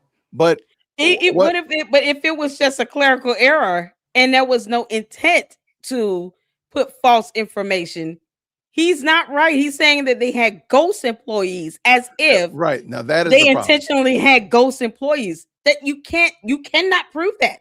And if they're saying that there was an error on the filing, they may have an outside tax firm doing their documents. They could. It's not. What if they didn't know? So to say that your error is still proving my point of me alleging you had ghost employees, it's not accurate. It's still an allegation you made that was not factually proven. That is the point right now. The problem is you're making these allegations as a matter of a fact, or you're making these assertions where it's being inferred that fraud is happening or that there are red flags to insinuate money laundering. It's not about you. You're not giving them the actual, credit here, or giving them wiggle room to actually say that they could have just made an error. He's not giving them the benefit of the doubt. Not at all. He's just saying it's either I'm right or they're wrong. That's it. Yeah, there's only options available. Let's keep it dancing. Let's go. There were missing employees they were not reporting. They have confirmed it. That's not. And just to be clear, this was not a minor mistake. Yeah. This was around 80 employees that were somehow missing. Their complaint is that it's not correct to use the term ghost employees. I don't know if I necessarily agree with that opinion, but that is their position. Okay. I just like that everything that I say is my opinion. Everything he says is his opinion. So we're just a battle of opinions. No, there's actually a fact. These people still work. Did they still get paid? In a moment, he's going to talk about Tyler Boyer and his employment. And I think it's very adorable. But if they still got paid, then it could be a clerical error. It doesn't have to be. Now, if they weren't paying them under the table, then maybe we got some problems. But I don't think that's what we're talking about here. We're talking about on the form. Somebody made a mistake. Talking about an error on an actual what was entered on a document. Good grief! The IRS gave them the benefit of the doubt. I don't understand why he's sitting here having an issue with an actual error that he notated. That they said, okay, that's an inadvertent error. If they have an outside firm preparing these documents, what if someone didn't catch the error? It's not to show that they hire ghost employees. That is a totally different concept versus an inadvertent error on a document with a number. Yeah. This is so ridiculous. Oh, there's a little bit more ridiculousness. Let's let it go. He's an alien. I find this incredible. How are they going to sue me for this? They admit that I am right, that the employees were not reported correctly. It's funny because he accused of being ghost employees. That's a difference. Right. It's funny. I can see this guy saying when they do actually sue him, and this is not on there, I guarantee he'll bring this up. Like, well, why don't you sue me for the ghost employee comment? Well, sir, you already clarified it. You already fixed it. So he's going to be mad. This guy's a mess, man. Watch this. They don't like the wording I used. How is that defamatory? The next statement is that donations to Turning Point Action increased from $10.7 million in FY23 to $27.2 million in FY24, and suggested that Tyler Boyer may have been recruiting these donors away from Turning Point USA to undermine MAGA and benefit himself. Okay. How is that? What kind of nonsense? Where did he get that from? I wonder. Well, no. Watch here, because this is the question that you're asking is the answer that he doesn't give. The question you're asking is not the answer that he gives, because it says here and suggested that Tyler Boyer may have been recruiting these donors away from Turning Point USA to undermine MAGA. So basically, he understands intent. He's assuming intent, that he knows what Tyler Boyer was doing. Yep. Tyler Boyer last night talked about this on the podcast. Check that out. But watch what he says to try to fix this. This is crazy. Again, this is not exactly what I said. And I find their paraphrasing of my statements a little silly. They are claiming that Tyler Boyer never tried to undermine Charlie Kirk in any of his decisions. How do you know that he did? What in the world? This is insane. How do you know that Tyler Boyer did? That means you would need to know the inner workings of Tyler Boyer. Exactly. You're saying that he did this to benefit himself and to divert funds from political MAGA. TPUSA. I mean, what are we talking Right, about? right. He needs a But lawyer. he Boy, know. this Yeah, clown is something else. You can't make this up. he deserves everything he gets. But watch this. MAGA is a Tyler Boyer movement, not a legal never tried to entity. Got benefit it. himself in his role at Turning Point. I find those claims a little excessive. What I actually say in my video was sharing my opinion on the financials, which I'm allowed to do. When you see Tyler Boyer's organization growing so much faster than Charlie Kirk's organization, that looks to me like a corporate takeover from the inside. No, it doesn't. Well, What is let me he ask you a talking question. about? Okay, so how does Tyler Boyer receive funds? Turning Point Action, isn't that a part of Turning Point USA? Yes, it is. Like- It's a subsidiary. It's So, a 501c4. What is Turning Point Action? Do you know by any chance? Turning Point Action is like this super PAC. It's like a PAC. And they Right, have so- to, they get to lobby and stuff like that. And political. So they probably would be getting money. 501c4. They would probably be getting money because wasn't something going on in 2024? What was going? There was something big going on in 2024. I forgot An what election? it was. Presidential election? That's right. An election. That's right. It's kind of like it's almost as You if I can't know make this up. I could be going crazy here, Lady Luck. It's almost as if Turning Point USA said, start funneling money to you because you're going to be doing things like lobbying and marketing and pushing different candidates around the country. So we need to make sure that you are funded properly. Is that what you're picking up? Yeah, because that's Okay. what a 501c4 is designed to do. Once again, he never goes over the fundamental basics of what a 501c4 is. He doesn't do. He never explains or defines the differences between a 501c3 and a 501c4. The super PAC is the 501c4, and what the law allows them to do and permits them to do regarding revenue and expenses, it's not the same exacting apples to apples with a 501c3. But he never goes over this stuff, and he's supposed to be an accountant. What school did he go to? I don't know. He went to the school of Why ain't smart at all? Hard Knocks, I guess. The school of Find It's Out, the right? school of White Walkers. It's the The school school of of White Find Out. Walkers. The alien place. That is my opinion, which I'm allowed to have. Now, of course, I cannot know what is going on inside Tyler Boyer's mind. But you just said that's you did. not what I said in my video. I was not speaking Exactly about what his you state said. of mind or his motivation. You just said it seemed like he was funneling the money away from the donors. You made that statement. Yeah. Now, Now why don't you? from MAGA to his personal benefit? Isn't that what he said? Right, that's what you said. I think it What would was have been interesting if this gentleman had spent the time to actually show what he actually is saying. If you're saying that their paraphrase is wrong, show what you actually said. Maybe give us the links as well as the timestamps. That would have been beneficial, but he doesn't do that. He also doesn't give us the letter. I think that's He interesting. doesn't. Know that. The letter goes on to explain that donors naturally direct more money towards election activities in election years, especially to Hello? organizations like Turning Point Action that can engage in lobbying and political activity during election years. Accordingly, you are wrong to assert that the increased donations to Turning Point Hello? Action evinced any sort of wrongdoing on Mr. Boyer's part. So Right. their explanation is that all the changes in the financials can be explained by the election. That is their official explanation. I do not believe it, and that is my opinion.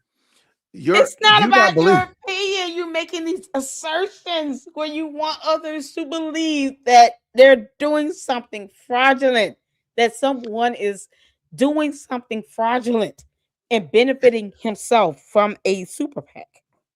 And you stepped into this. You stepped into this, sir. Nobody asked you to do that. I'm gonna say that again. Like, you did not have to do this. You did this, Wolf of Finance, and now you're the one that's got to eat it. You did this. You did not have to put yourself in this position. And you really truly still don't have to. You could honestly say, hey, yo, you know what? Let me take some of these things down. Let me clean some of these things up. Let me go ahead, because I ain't got no time to be getting sued. Now you're gonna be getting sued, and you're paying a lawyer to get sued. For what reason? I don't know what the nobility of getting sued just to be getting sued because today is Sunday, I got sued. That's just dumb. Like, there's no benefit in that. Apparently there is. There's some None. nobility in getting sued. I don't know what it is. I choose not to. That's my goal. Let's go. Pride comes before the fall. Absolutely.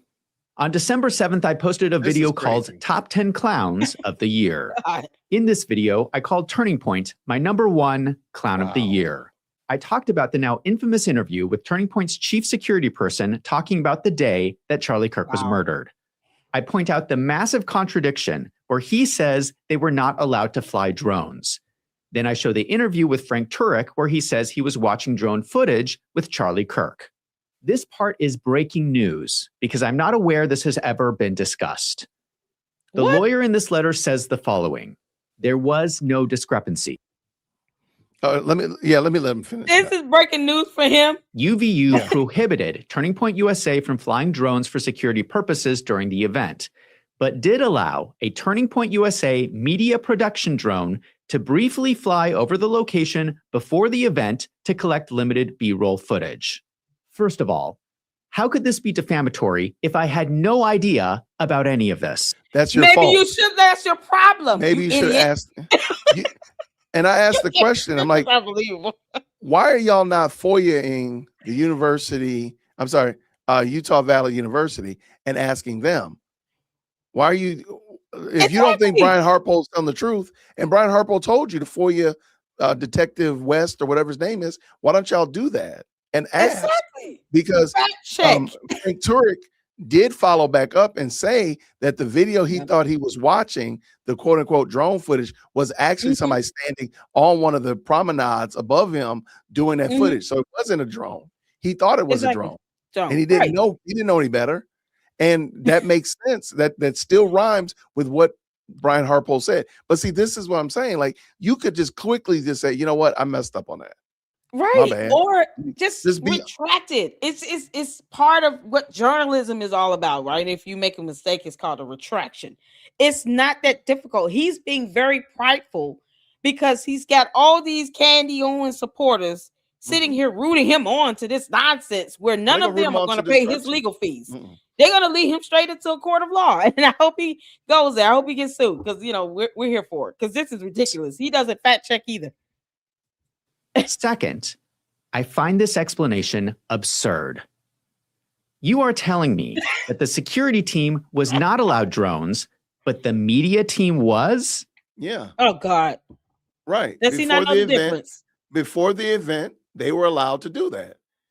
Right. It's always been like why don't you just why don't you You reach can't out make to this up. UVU to confirm? Right. Before you did this video and sat here on the Lord's internet, you could have taken each one of those 11 statements from the cease and desist letter and turned them Yep. into your own video and actually did the research and said, okay, I found out that Yep. this is true. I found out that they really truly were stopping them from filming. I think the reason why people have not FOIA'd the security team or the police at UVU is because they know that what they're going to find out supports what Brian Harpole said. Right. That's why I don't think anybody wants to, because I'm like, if y'all thought that Brian Harpole, if you really thought Harpole was trash, y'all would have went and got, you would be parading that guy around, the UVU chief around to say Brian Harpole's trash. No, we told Harpole to fly these drones. We even had a charging dock for him. We were looking around for him and he wasn't there. You would be parading that dude around. The reason they don't is because they know that what he said was true. And it's much easier without bringing that guy on and asking him to just kind of speculate. Right. But even so, go ahead. I was gonna say UVU has drones. What they didn't allow was for the outside TPUSA and their security team to bring their drones or to fly their drones. It is UVU's property. So to say they should not be able to do so, like UVU should have allowed them to do something on their property that they don't allow anyone else to do for an event, it will be contradictory. And they have their own rules and regulations of what they will and will not allow. But why are they? It's like people like him and the Cantifos making this issue about something so minute, as if they get to control and dictate what UVU allows others to do on their campus. This was an event from TPUSA where they came to UVU to host this event. UVU says We have our own standards and rules and regulations. Follow them. The end. You're on our property. If they don't like it, they didn't have to have the event there. But UVU does not have to bend the rules because a company is coming here to have an event where the rules and regulations don't change. It could have been, Coca-Cola company have an event there. It wouldn't matter. You can't bring your drones outside into it's like somebody bringing a drone in your house. And you're saying, no, I have my own cameras installed. And they're like, no, I want to come over to you. Invited them to come out. You're letting them come to have Thanksgiving dinner. And they want to come with their own camera and recording your home. It's your home. It's your property. You get to establish the rules of whether you want someone to bring in outside, recording devices into your house. And that is the issue. It's like they can't settle in their mind. UVU has the right to say, we don't want other companies bringing drones and flying all over our property like this. We got students here. We got teachers here. These parents are sending their kids here to be recorded on everybody's camera footage. We don't know where this is going. We can't control what the broadcast is going to be. It's for the safety and security of the kids and the students and the teachers and the faculty. They have the right to do that. So why is it that they're having a hard time resolving in their mind? If UVU said no drones, we got our own. That's what it is. The end. It's so ridiculous. And Gary is my guy. I don't know. I don't know about this comment right here about Gary says that they don't own the airspace on the campus. Yeah, Gary said he had he went there and he told the guy, like, you guys don't own the airspace. Well, hear me. I don't know what the airspace would be like, certain number of feet in altitude or whatever, where it would be considered. Ask. I'm confused again. Before I start a fight with Gary, I'm not going to start a fight with Gary. Gary's my dude. Yeah, no, I was on with Gary last night. But why don't y'all reach out to the school? That's my only question. Right. Reach out to the school and find out for sure. Then we know they said they have control of the airspace. They have an airspace 5 miles above the school or whatever. Then there we go. Exactly. We know. Yeah. Otherwise, we're just speculating just like this Yahoo. And the problem is he's wrong. I'm gonna leave wrong. I'm gonna stay out of it. But why don't we just go ahead and FOIA if it's that big of a deal? If that's gonna fix the dry patch of grass in your front yard, knowing that UVU controlled or didn't control the airspace, go FOIA them. Get the information, find out, and then we know for a fact. Because at the current moment, whether or not UVU controls the airspace, guess what? That dry patch of grass in my front yard still got to get taken care of. I'm not losing sleep over it. Brian Harpo said it. I believe him. I don't have a reason to doubt him. If you doubt him, go ahead and research it, but don't speculate it. Don't dig into your tea leaves and say, "Oh, my tea leaves said that they should have flown a drone." No, reach out to them. If it really matters that much to you, reach out to them and get the right information. Yeah, fact checking is not their strong suit at all. They don't fact check to save their lives, and this is what's happening now. It's about to hit him in the pockets, because he refuses to fact check. This is coming from someone that claims to be an attorney, by the way. I just want you all to remember he said he was an attorney. He's an accountant. He's an accountant. I'm sorry, an accountant. Ooh, I said an accountant. I'm sorry. He's an accountant, a clown, but whatever. That is the official explanation from Turning Point's lawyer. You can't make this My up. honest opinion is I do not believe that. But if that did happen, that is really silly, and it may have cost Charlie Kirk his life. So who would you blame? So that's my point. Go UVU. Go get the footage. Go find out from UVU. That's not a TPUSA issue. That would be UVU. So again, like just go ahead and pick the fight with UVU. Because again, if in fact they had FOIA'd Detective West and found out that he did truly tell Brian Harpo that they couldn't do it, or I'm sorry, that they could do it, but Brian Harpo just forgot to bring the batteries for his drones that day or whatever that, then y'all would have been traipsing that dude out of here already. Exactly. He would have been on we would know his name. The fact that we don't know his name and the fact that I've said his name 3 different times, 3 different ways on this podcast and nobody's corrected me is the reason. Because I keep saying Captain West, and y'all know that's not his name. You know that's not his name, and I've been saying it all night. I done said detective, I done said sergeant, I done said master chief, and y'all don't know because he has not been brought out anywhere. Exactly. And so my question is, if it matters that much, why didn't y'all go find out who it is? Yeah, because they, On they December would have to 14th, I posted a dispute video Candace. called No, they could do that, or they could just FOIA it from the school. Yeah. Tim Pool Rants about Turning Point. They say these are false claims. Asking whether money sent to 110 LLC was to bribe Jay Kaufman.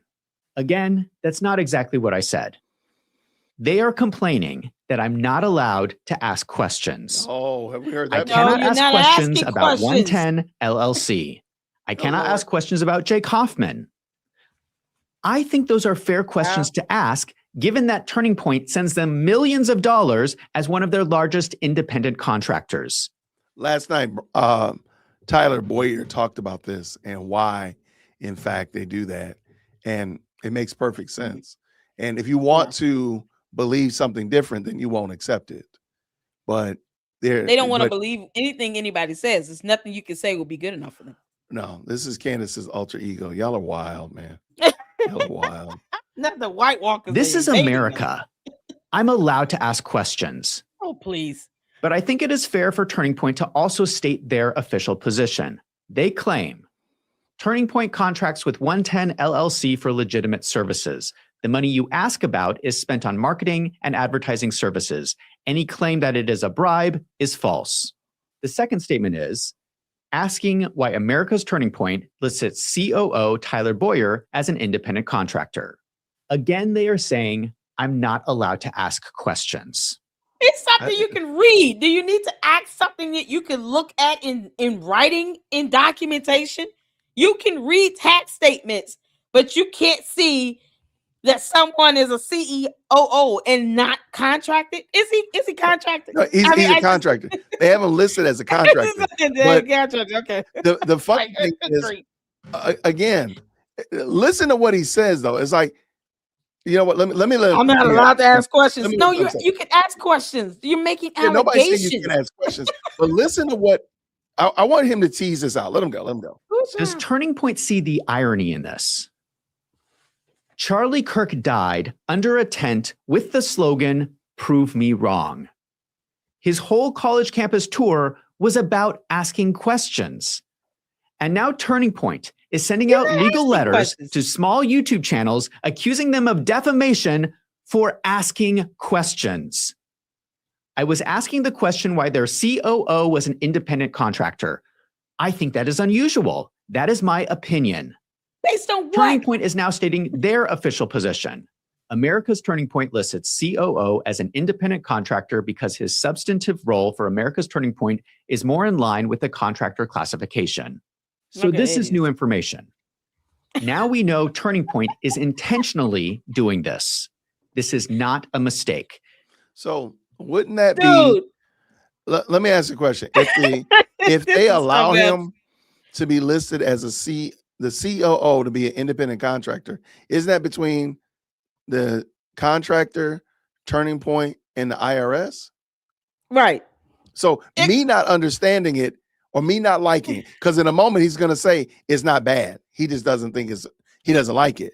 So it's not really a bad thing. It's just he doesn't like it. So since it's not a bad thing, guess what? I don't have to answer to you about why we do it. They just chose to do it. And I don't know why. I don't care. I wouldn't have lost any sleep over this question. It's so weird. They are intentionally classifying their COO as an independent contractor, which means they are not withdrawing payroll taxes to send to the IRS. Now, if I were their CFO, I would not do this.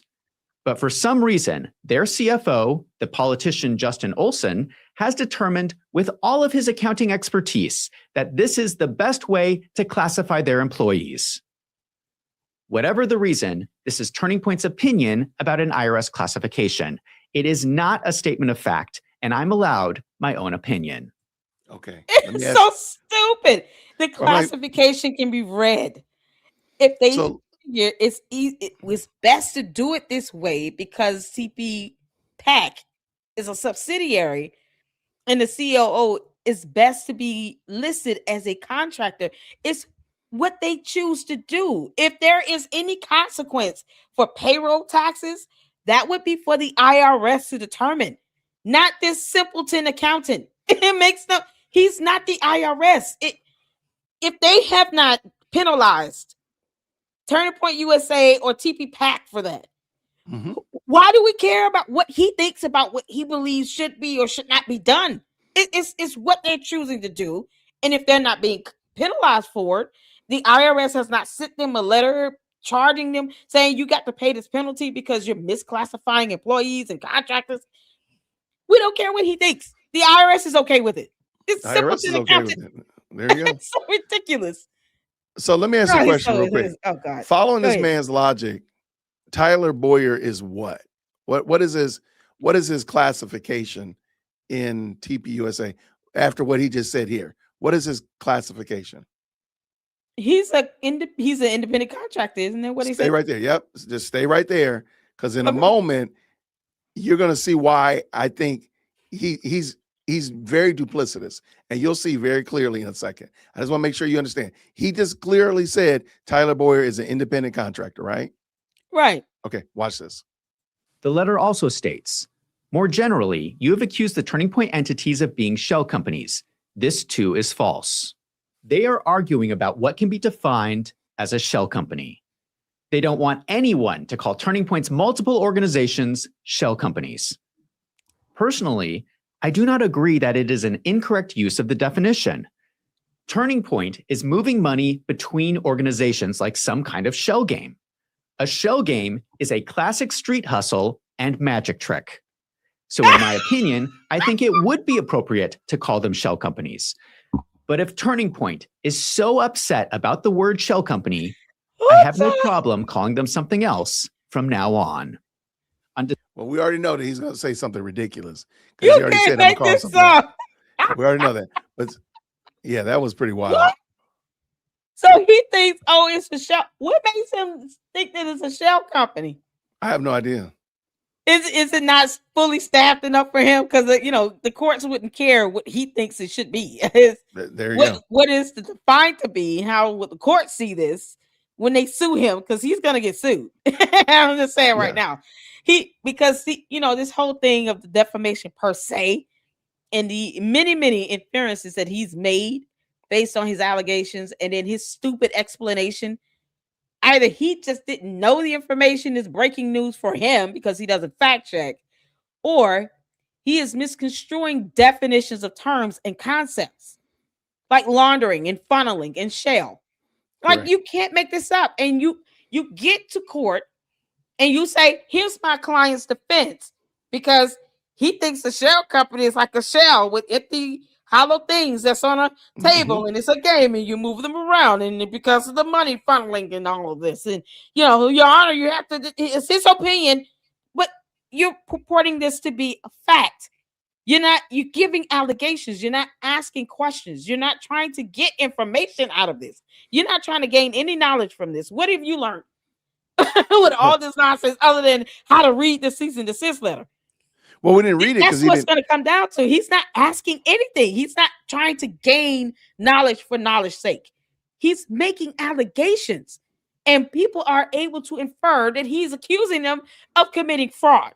That's what it comes down to. The average person, such as the jury, would sit down and see these videos, read the letter, put all this together, and say, to me, he's trying to say that they're committing fraud here. They misappropriating money. They're funneling money. They have shell companies. They're lying about ghost employees. All these things is going to come down to what the average reasonable person would be able to deduce watching this in defamation, even defamation per se. This is absolute madness that he has not talked to an attorney when he did this video. I really hope. Yeah. But watch this. Let's go. Oh, dear Lord. December 28th, I posted a video called Shocking, Turning Point Fraud Gets Worse. They claim you recklessly repeated many of the previously described falsehoods and again directed viewers to the home address of Mr. Boyer, which has resulted in threats to Mr. Boyer's safety. Let me explicitly state that I condemn any violence, any threat, any harassment being sent to any employee at Turning Point. Did you hear the problem? Did you hear the problem? Yeah, it's like that's not what No, We're not listen, talking about- listen to what he just said. Go. I gonna try to scoot- condemn. Hold on, let me ahead, see if go I can ahead. scoot back without. I don't want to butcher it. I don't want to. Okay, listen to what he says. Okay. Okay, Go ahead. remember. Let me explicitly state that I condemn any violence, any threat, any harassment being sent to any employee at Turning Point. Employee. What is Tyler Boyer? An What is Tyler independent Boyer? contractor. Independent contractor. I told you. That's why he did it. That's why he did that. Oh man, So now this he's is going to something say, else. well, Tyler Boyer is an independent contractor, so it's okay that I put that I doxed him. Well, he didn't dox him intentionally, but it's going to be okay that I doxed him because he's an independent contractor, not an employee. You can't make this up. Because Wow. he could have easily just said You can't employee or anybody affiliated with or contracted with Turning Point. He could have said that, but he said employee only, and I think that's why he did that. That's just my thoughts. Do not even harass them on X.com. Do not retweet at them. Do not send them angry messages. Keep your comments in my comment section. Just for the record, I will repeat what I have previously said. And I have to tell people, please do not go to Tyler Boyer's house. That is not appropriate. I was in no way calling for violence against Tyler Boyer, and you are absolutely false in claiming that I was. Why did you In the put out his video, address? I blacked out Tyler Boyer's address, which I did not have to do. He put the address Yes, you himself did. on a public document. That's not my fault. That's his fault. Don't blame me when I have tried to protect his privacy. That is wild. You Don't can't make blame this me. up. That is some wild work right there. Why would we don't need to know his address, period. It's not about whether or not I know Candace's address. Do I need to sit here and tell people that? No, I don't. She's got 4 kids. It makes no sense to say, well, it's gone on some, public document in the past. So let me do this. We don't need to know his address. That's not information you need to disseminate to the public. It's irrelevant. No one needs to know his address for any reason at all. It's just stupid. He's getting sued. Right. And the fact that he put the information out there, sure, Tyler Boyer put the information on a tax document. The reason people know about the tax document is because of you, Mr. Wolf of Finance, going through and spreading it. Now, sure, you redacted it, but the only reason people are even looking at it is because of you. So you tacitly did put them there. That's you. So you're gonna have to answer for that. I'm sorry, there's no other way around it. Exactly. All right, we're almost done. We're gonna get to the begging part now. Here comes the begging part. So that is the letter. There are more paragraphs of legal language that I skipped, but that is pretty much the letter. I have to say that in general, most of the things they brought up were nitpicky little things. Like they don't want me to use the word audit or the word shell company. Don't do it then. Just don't do it. Those are not even facts. But I am going out of my way to adjust for some of their requests.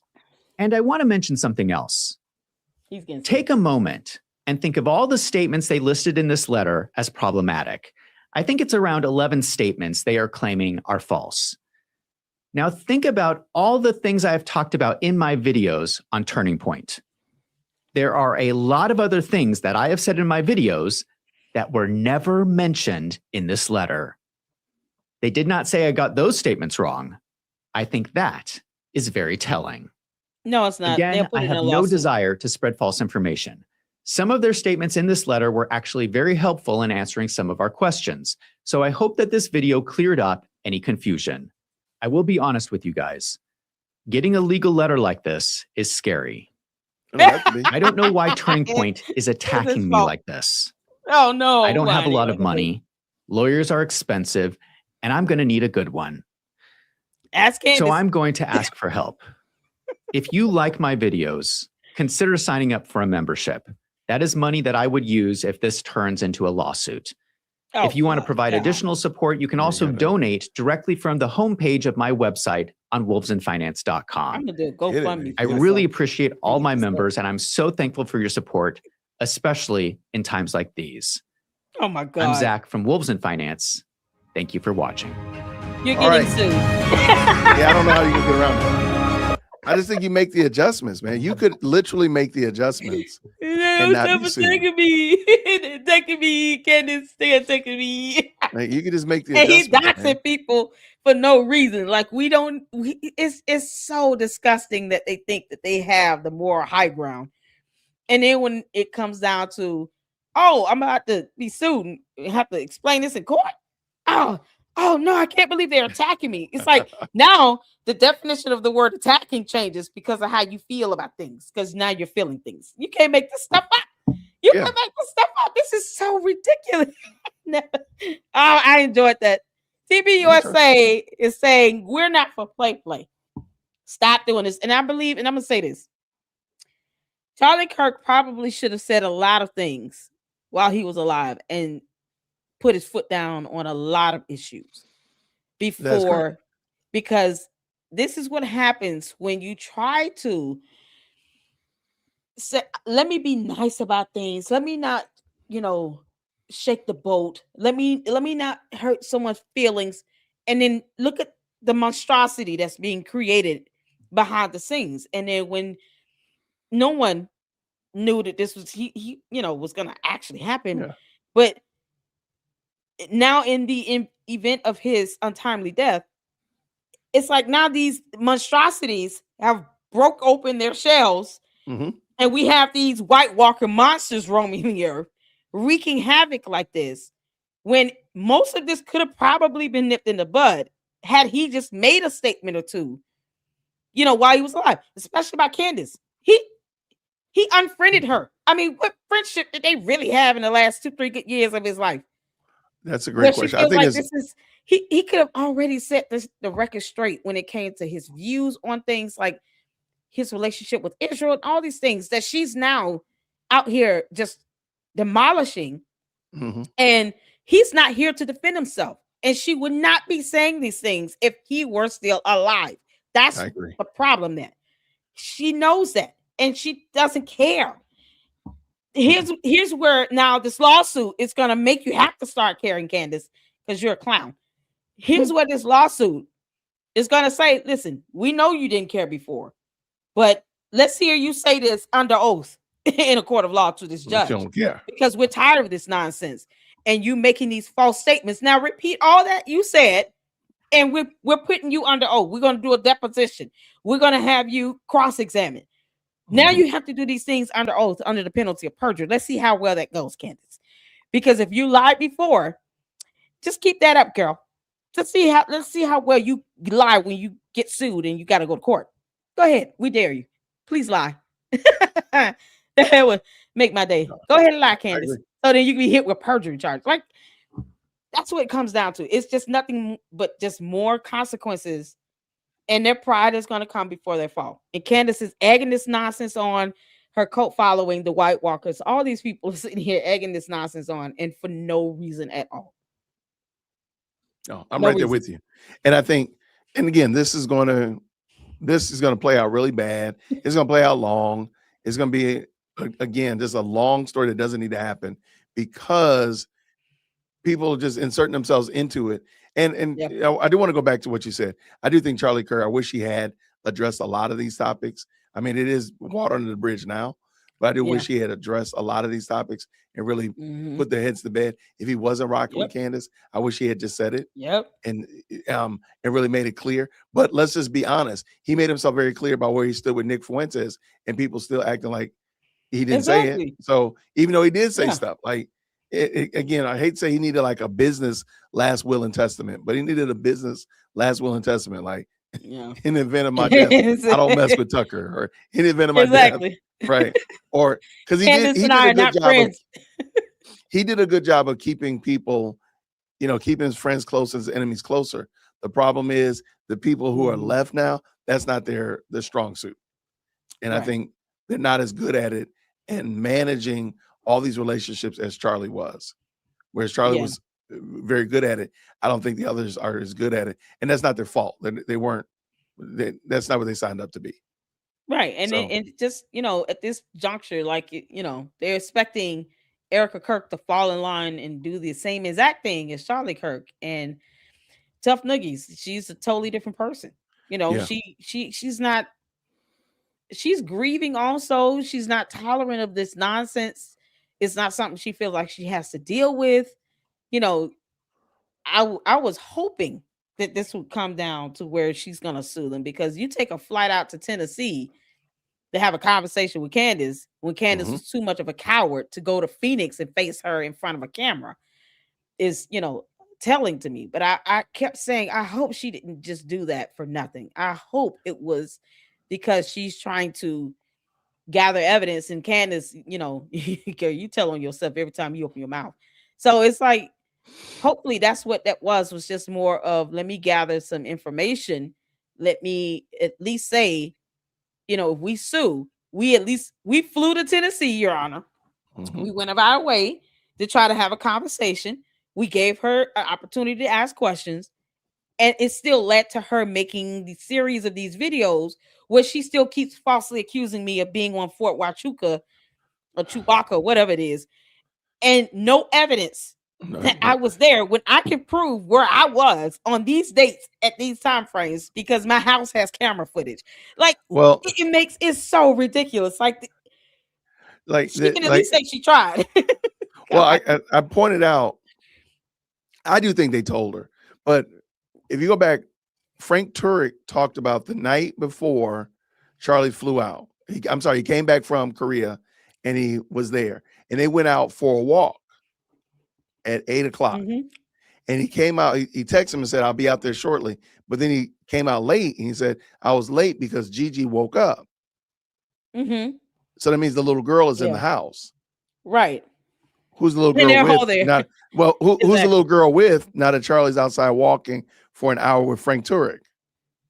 She's in the house with her mom. The little girl with the mom. Yeah. She's in the house with her mom. So that means Erica was in the house. So Erica couldn't have been at Fort Huachuca because she was in the house. Candace won't bring that up, and she'll just ignore that as if it never happened and keep bringing up this, well, you got to prove that you weren't at Fort Huachuca.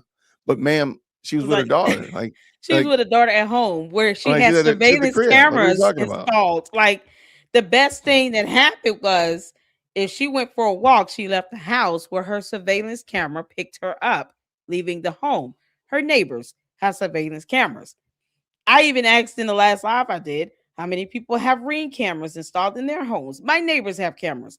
It's just kind of the thing now. It's a standard almost. So you're going to be captured on someone's camera, and they can easily just pull the footage. Your cell phones give off signals to cell towers that give coordinates, and it has date and timestamps with it. There are just so many other ways. Thank God for advanced technology. Well, you can show proof of where you were at these dates and times. But see, that's the problem. It's crazy. But see, I apologize, Layla. You shouldn't have to prove that. If I say, Layla, where were you? Where were you yesterday? And you say, hey, I was at Lenox Mall.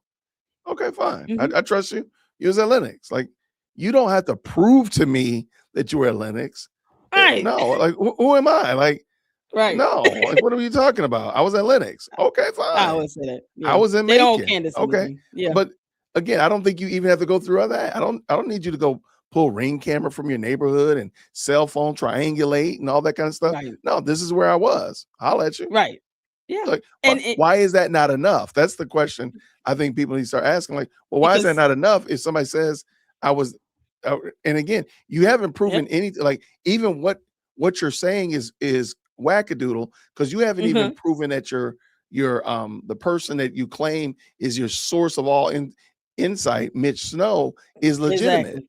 So until you prove that, why do I need to prove that I was where I was? I said I was at Lenox Mall. You said you was in Macon, and that's where we were. And what's the bottom line? Further notice. She knows about this base. Who cares? I don't care if she knows about a fort. I don't care if she was supposed to be in a movie. I don't care about any of that. Does that mean she was there? Have to do? Yeah, exactly. Who pulled the trigger on the gun? Like, this is what you're supposed to be looking into here. None of those things have anything to do with it. And the point I bring that up only because when she does sue her, she can go to court and say, here's where I was. So for her to continue to lie and say this irrelevant idiot that she's raising $250,000 for is saying he saw me somewhere with no evidence. The whole point of that would be to prove the defamation is in Candace and this Miss Snow lying and providing these provable false statements. The only way you conquer a lie in court is with the truth. So Right. the evidence would be, here's where I was. But it's like you said, no one owes Candace anything. And that's Mm. her elitist mindset, this whole narcissistic personality nonsense, the alien that she is like comes through every day. And believing that people owe her something is what's causing her these FAFO moments. This is Yeah. what's happening here because you think that people owe you something. No one Well, owes you anything. a thing, period. They don't have to explain themselves. They don't have to tell you where they were. You don't pay her mortgage. You don't have to take care of her kids. You don't buy her clothes and shoes or food. You don't have to feed her or take care of her.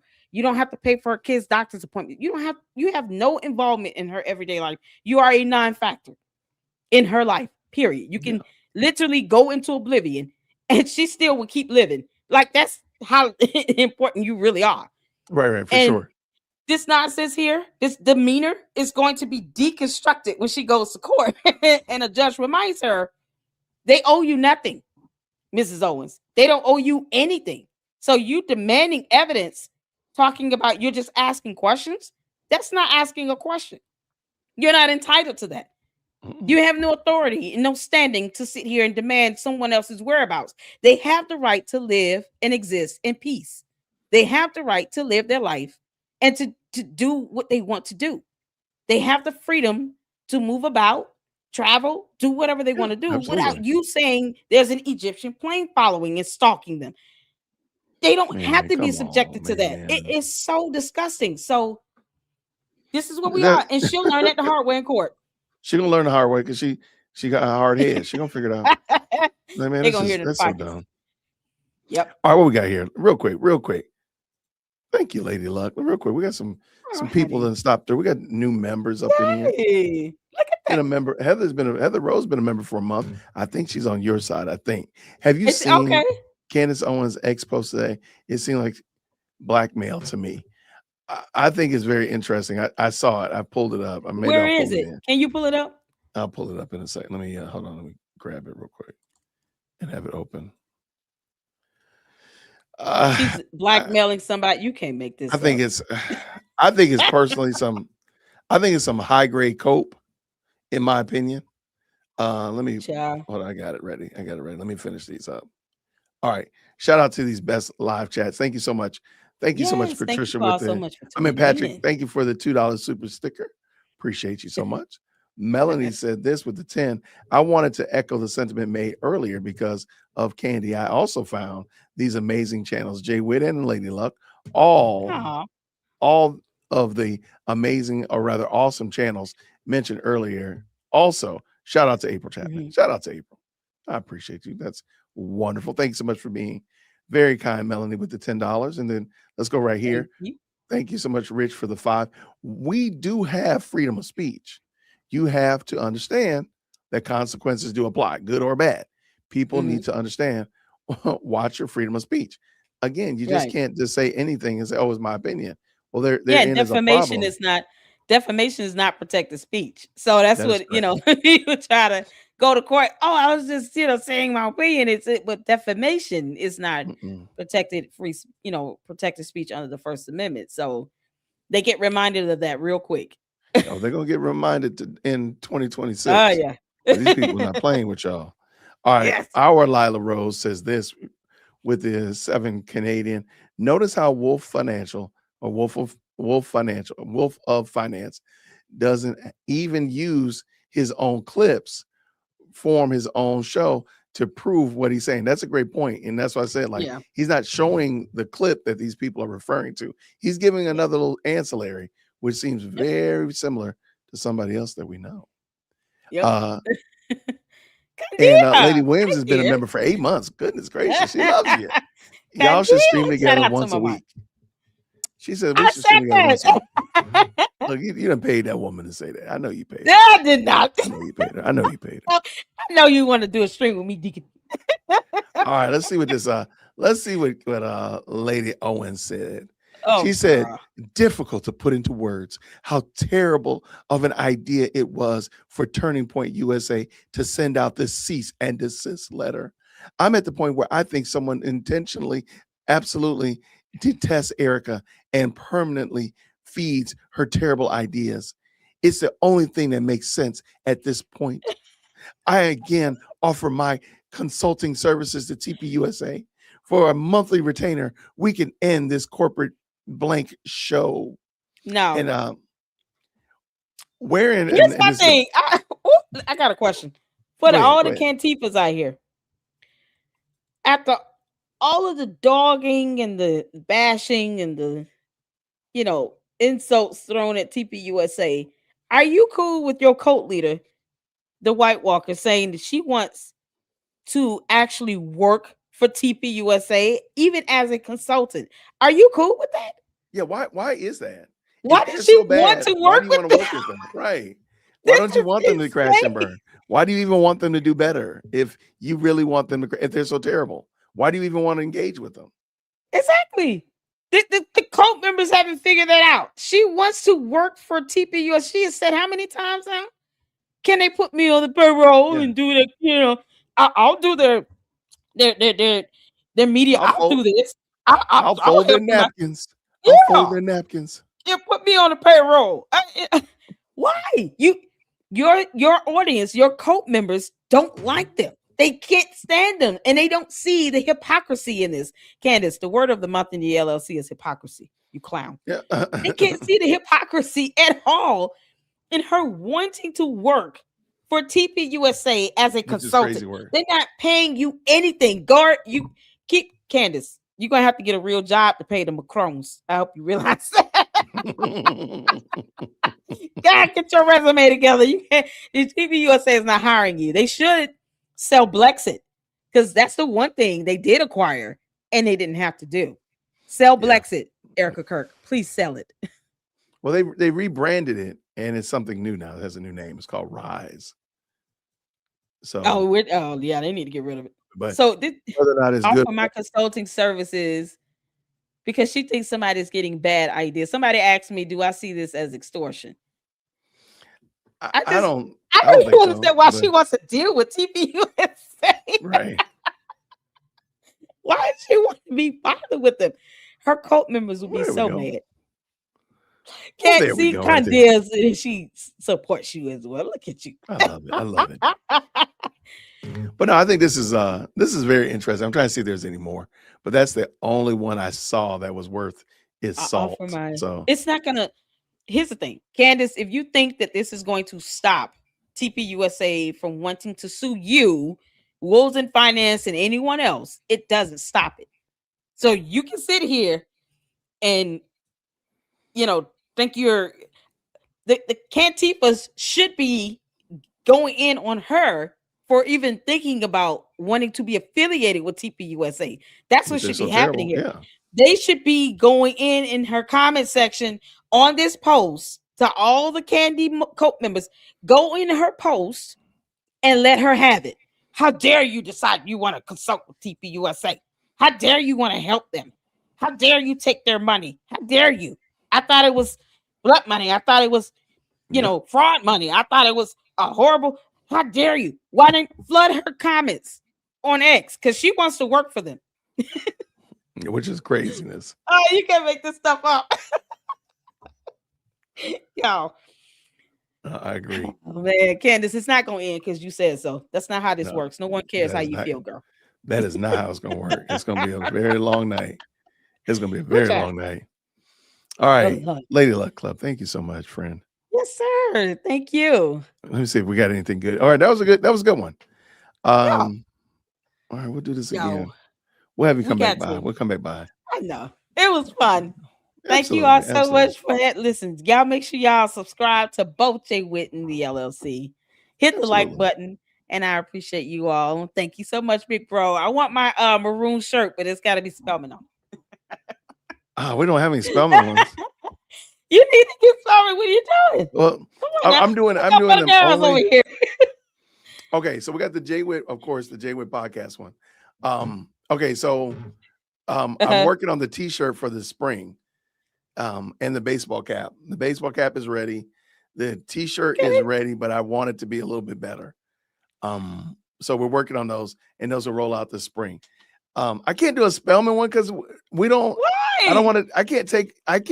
That's trademark, isn't it?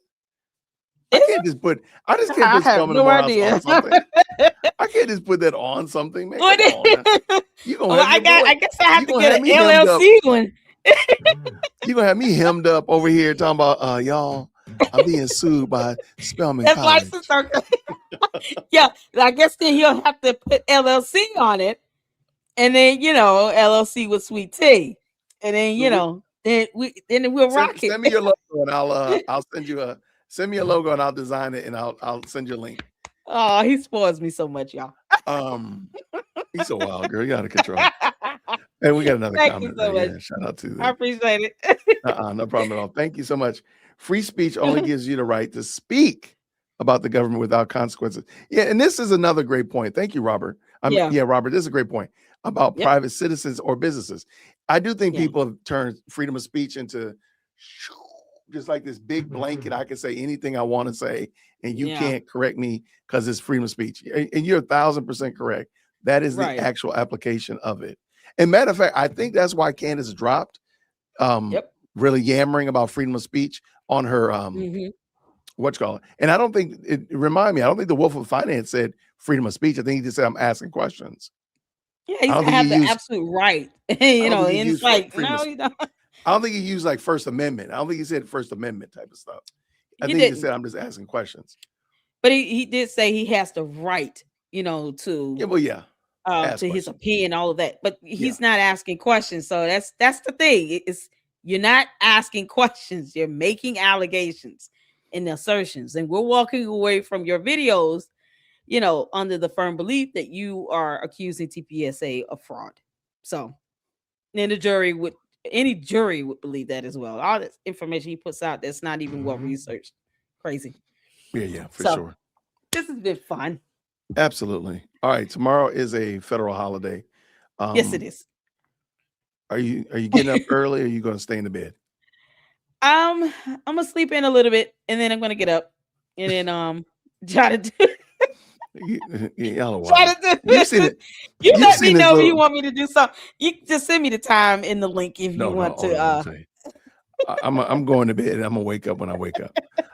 Did you see this the Daily Wire's I did. You saw that, right? Yes, it's a song. Daily Wire the Daily Wire is out of pocket. Ben Shapiro, if you want an actress, I'll memorize like 2 good lines, but you can hire me, bro. I'll do a video. I sure would. Me and Jay, you can hire us both. We be in on it. Let me tell you this. This is okay. Here, I'm being for real. I believe I support Daily Wire trolling Candace. I fully support it. Yep. I think every week they should propose a theme of trolling Candace. So like one week it'll be maroon hoodies, or then one week it'll be aliens and time capsules and whatever like that. And they propose it and allow people to submit videos on that thing. And they do it like the Sweet 16 bracket. So that we could vote on like, okay, this video, I really like this video, and I really like this video. And then they compete, and then whoever wins, whoever after the week gets the most votes on their video, his or her video, they win something. I don't know, some ancillary. Oh my God, and I mean, make fun that way. Daily Wire doesn't have to make up the content. Daily Wire doesn't have to come up with the content every week. And you can, they can set a standard like no AI. It has to be something real. So then, or anything of that nature. I really think they should, because I support Daily Wire trolling her. Oh yeah, through and through, all the way to the just troll her, just troll her. Yes, I'm here for it. I am here for it. It's best thing ever. They're saying play the video. I see them. Hold on, wait. Before we play the video, we got to check where these likes at, y'all. Where are these likes at? We got 770 people in the chat. Where are these likes at? Are these likes where they need to be? Let me know, mods, because we don't play. We can't be supporting bad behavior out here. If y'all not if you're not hitting them like button and making that like button, hit that like button, y'all. Come on now. Come on now. Just go and touch it. Come on now. All right. Did y'all subscribe? Have y'all subscribed to Lady Luck? Have y'all subscribed to Jay Witt Podcast? Help your boy. Help your boy. Come on, help him. Trying to get that 100,000 before my birthday. Let's get it. I want to hit 50,000 before mine. When's your birthday, Deacon? When's your birthday? April.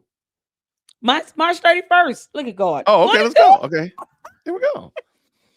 Can I get it before? Let Lady Luck get her 50. Let me get my 100,000 by her birthday. There we go.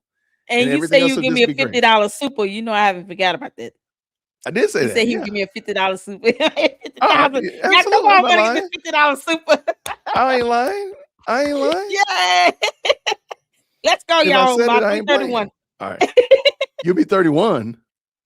No, I said it's no. You know I didn't say that. You'll be 31. Like, I'll be 29 and a half. What you talking about? I'll be 29. Oh, 29 and a half. Okay.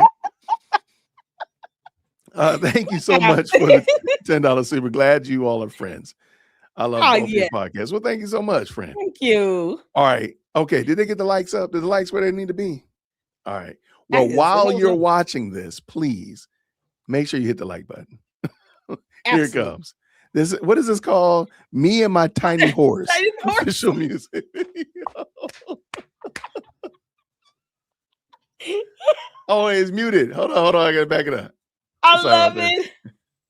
What is the horse doing? Like, why is it putting his hoof in the cute. I don't get it. Why is it doing that? Well, I got a friend with a fuzzy mane, short little legs, but a big, big brain.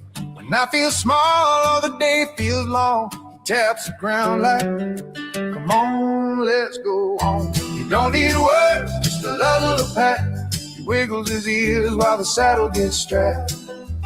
Me and my little horse, clip clop, hooray!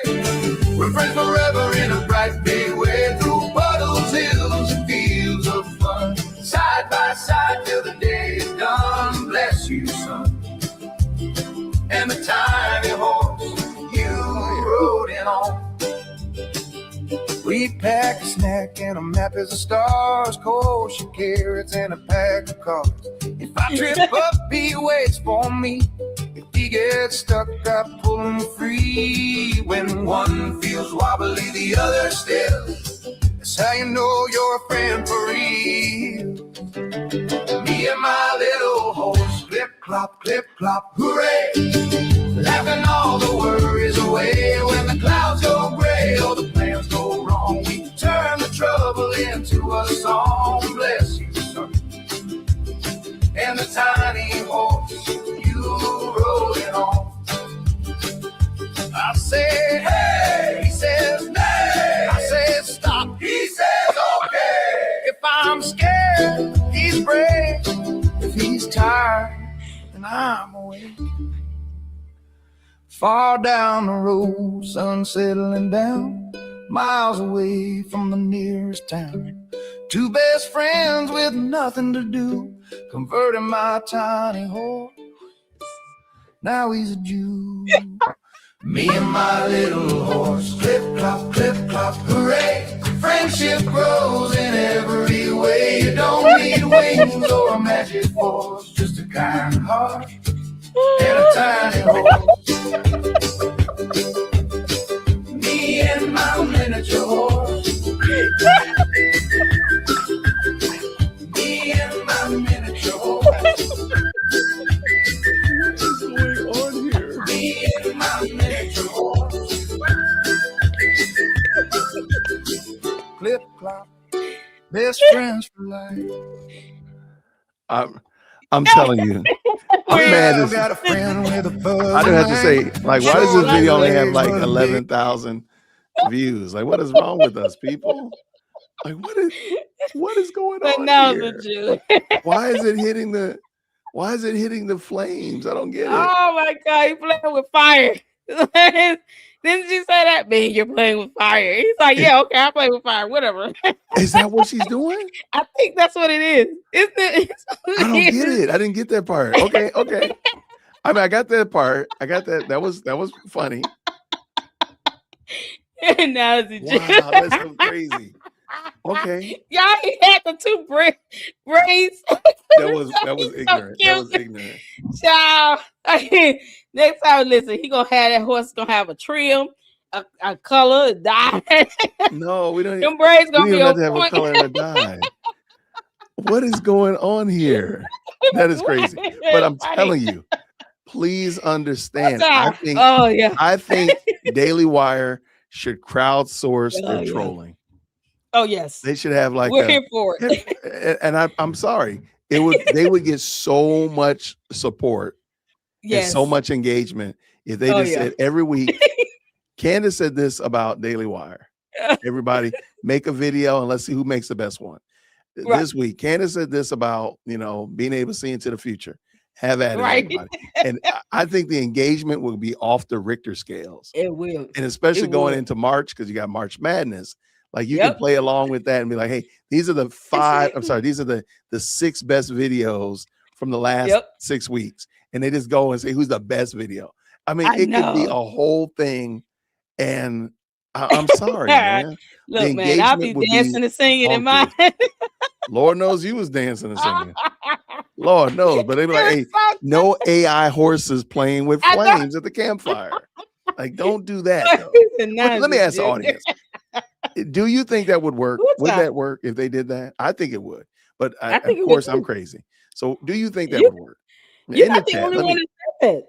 I think a couple others I've seen comments where other content creators say, hey, let me know if you need help, man. We got content. I mean, really. I don't know. Maybe we should just start doing them, man. And just like, hey, can I just send them to you so you can post them on this page?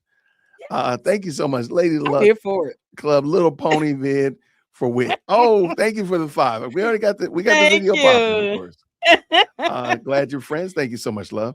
And look at this. Look at this. My Thank you so much for the $20 super. Thank you. Great show. Pat. Pat, shout out to you, Pat. We appreciate you. Thank you for supporting the channel. Appreciate you. Thank you. We got brand new members up in here. Brand new members. Thank you. Thank you so much for joining the party. Joining the gang. Appreciate you. And Jen says this is the 5. Thank you. We appreciate it. This is just fun. I mean, we're just here. We're just laughing. We're just having a good time. We're just laughing. I'm gonna go watch the Hunger Games with my daughter.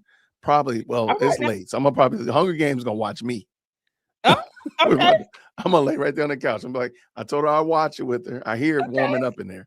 So I'm gonna be like, yep, I'm watching the Hunger Games. I have never seen the Hunger Games. Really? I have not seen the Hunger Games. Don't kill me. I've never seen Lord of the Rings. I've never seen Harry Potter. And I've never seen the Hunger Games. Okay, I have all of the Hunger Games. I have all of the Lord of the Rings on DVD. Yeah. I've never watched Harry Potter. I've never read it. I don't really understand it, but we don't have to make anything out of that. But I mean, I got them all. I have got all of the Lord of the Rings, all of the Oh my goodness. So I have a lot to catch up on, I guess.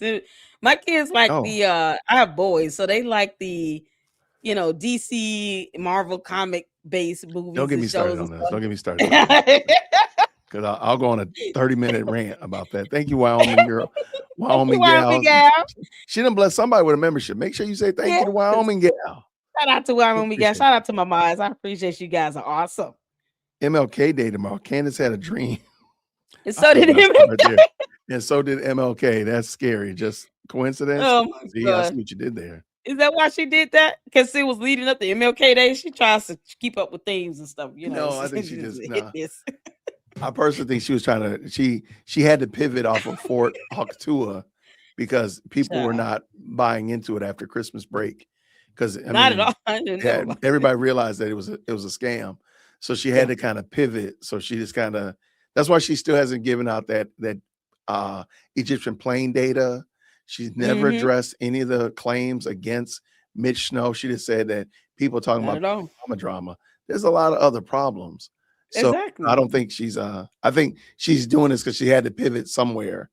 And I think she just thought that would be the right place to pivot, in my opinion. Yeah. Because she's running out of ideas. I told you all she's recycling her theories. So we're getting to the point where they're being recycled again with a third, fourth time around with these planes. So the planes will keep circling the airport. Eventually they're gonna run out of gas. You can't make this. But that's it. Lady Luck. All right, y'all. Thank y'all so much. Have a good week. I appreciate you all. We got to do this again because everybody's demanding it. We'll do it. We'll do it again. We will. All right. Thank you, everybody who jumped into the chat. Do us a favor real quick, if you don't mind. If you're over there on Lady Luck Club or if you're on Dear Will Christian, Hit the like Or if you're on button. the Jay Wood podcast. I forgot. See, I'm late and delirious. I'm going crazy. Rebranding. Make sure you drop some yellow hearts in the chat, drop green hearts in the chat on the way out the door. Tip your waiters and the such of that nature. Thank you so very much for hanging out with us tonight. And we'll do this again real soon. Everybody, have a great night.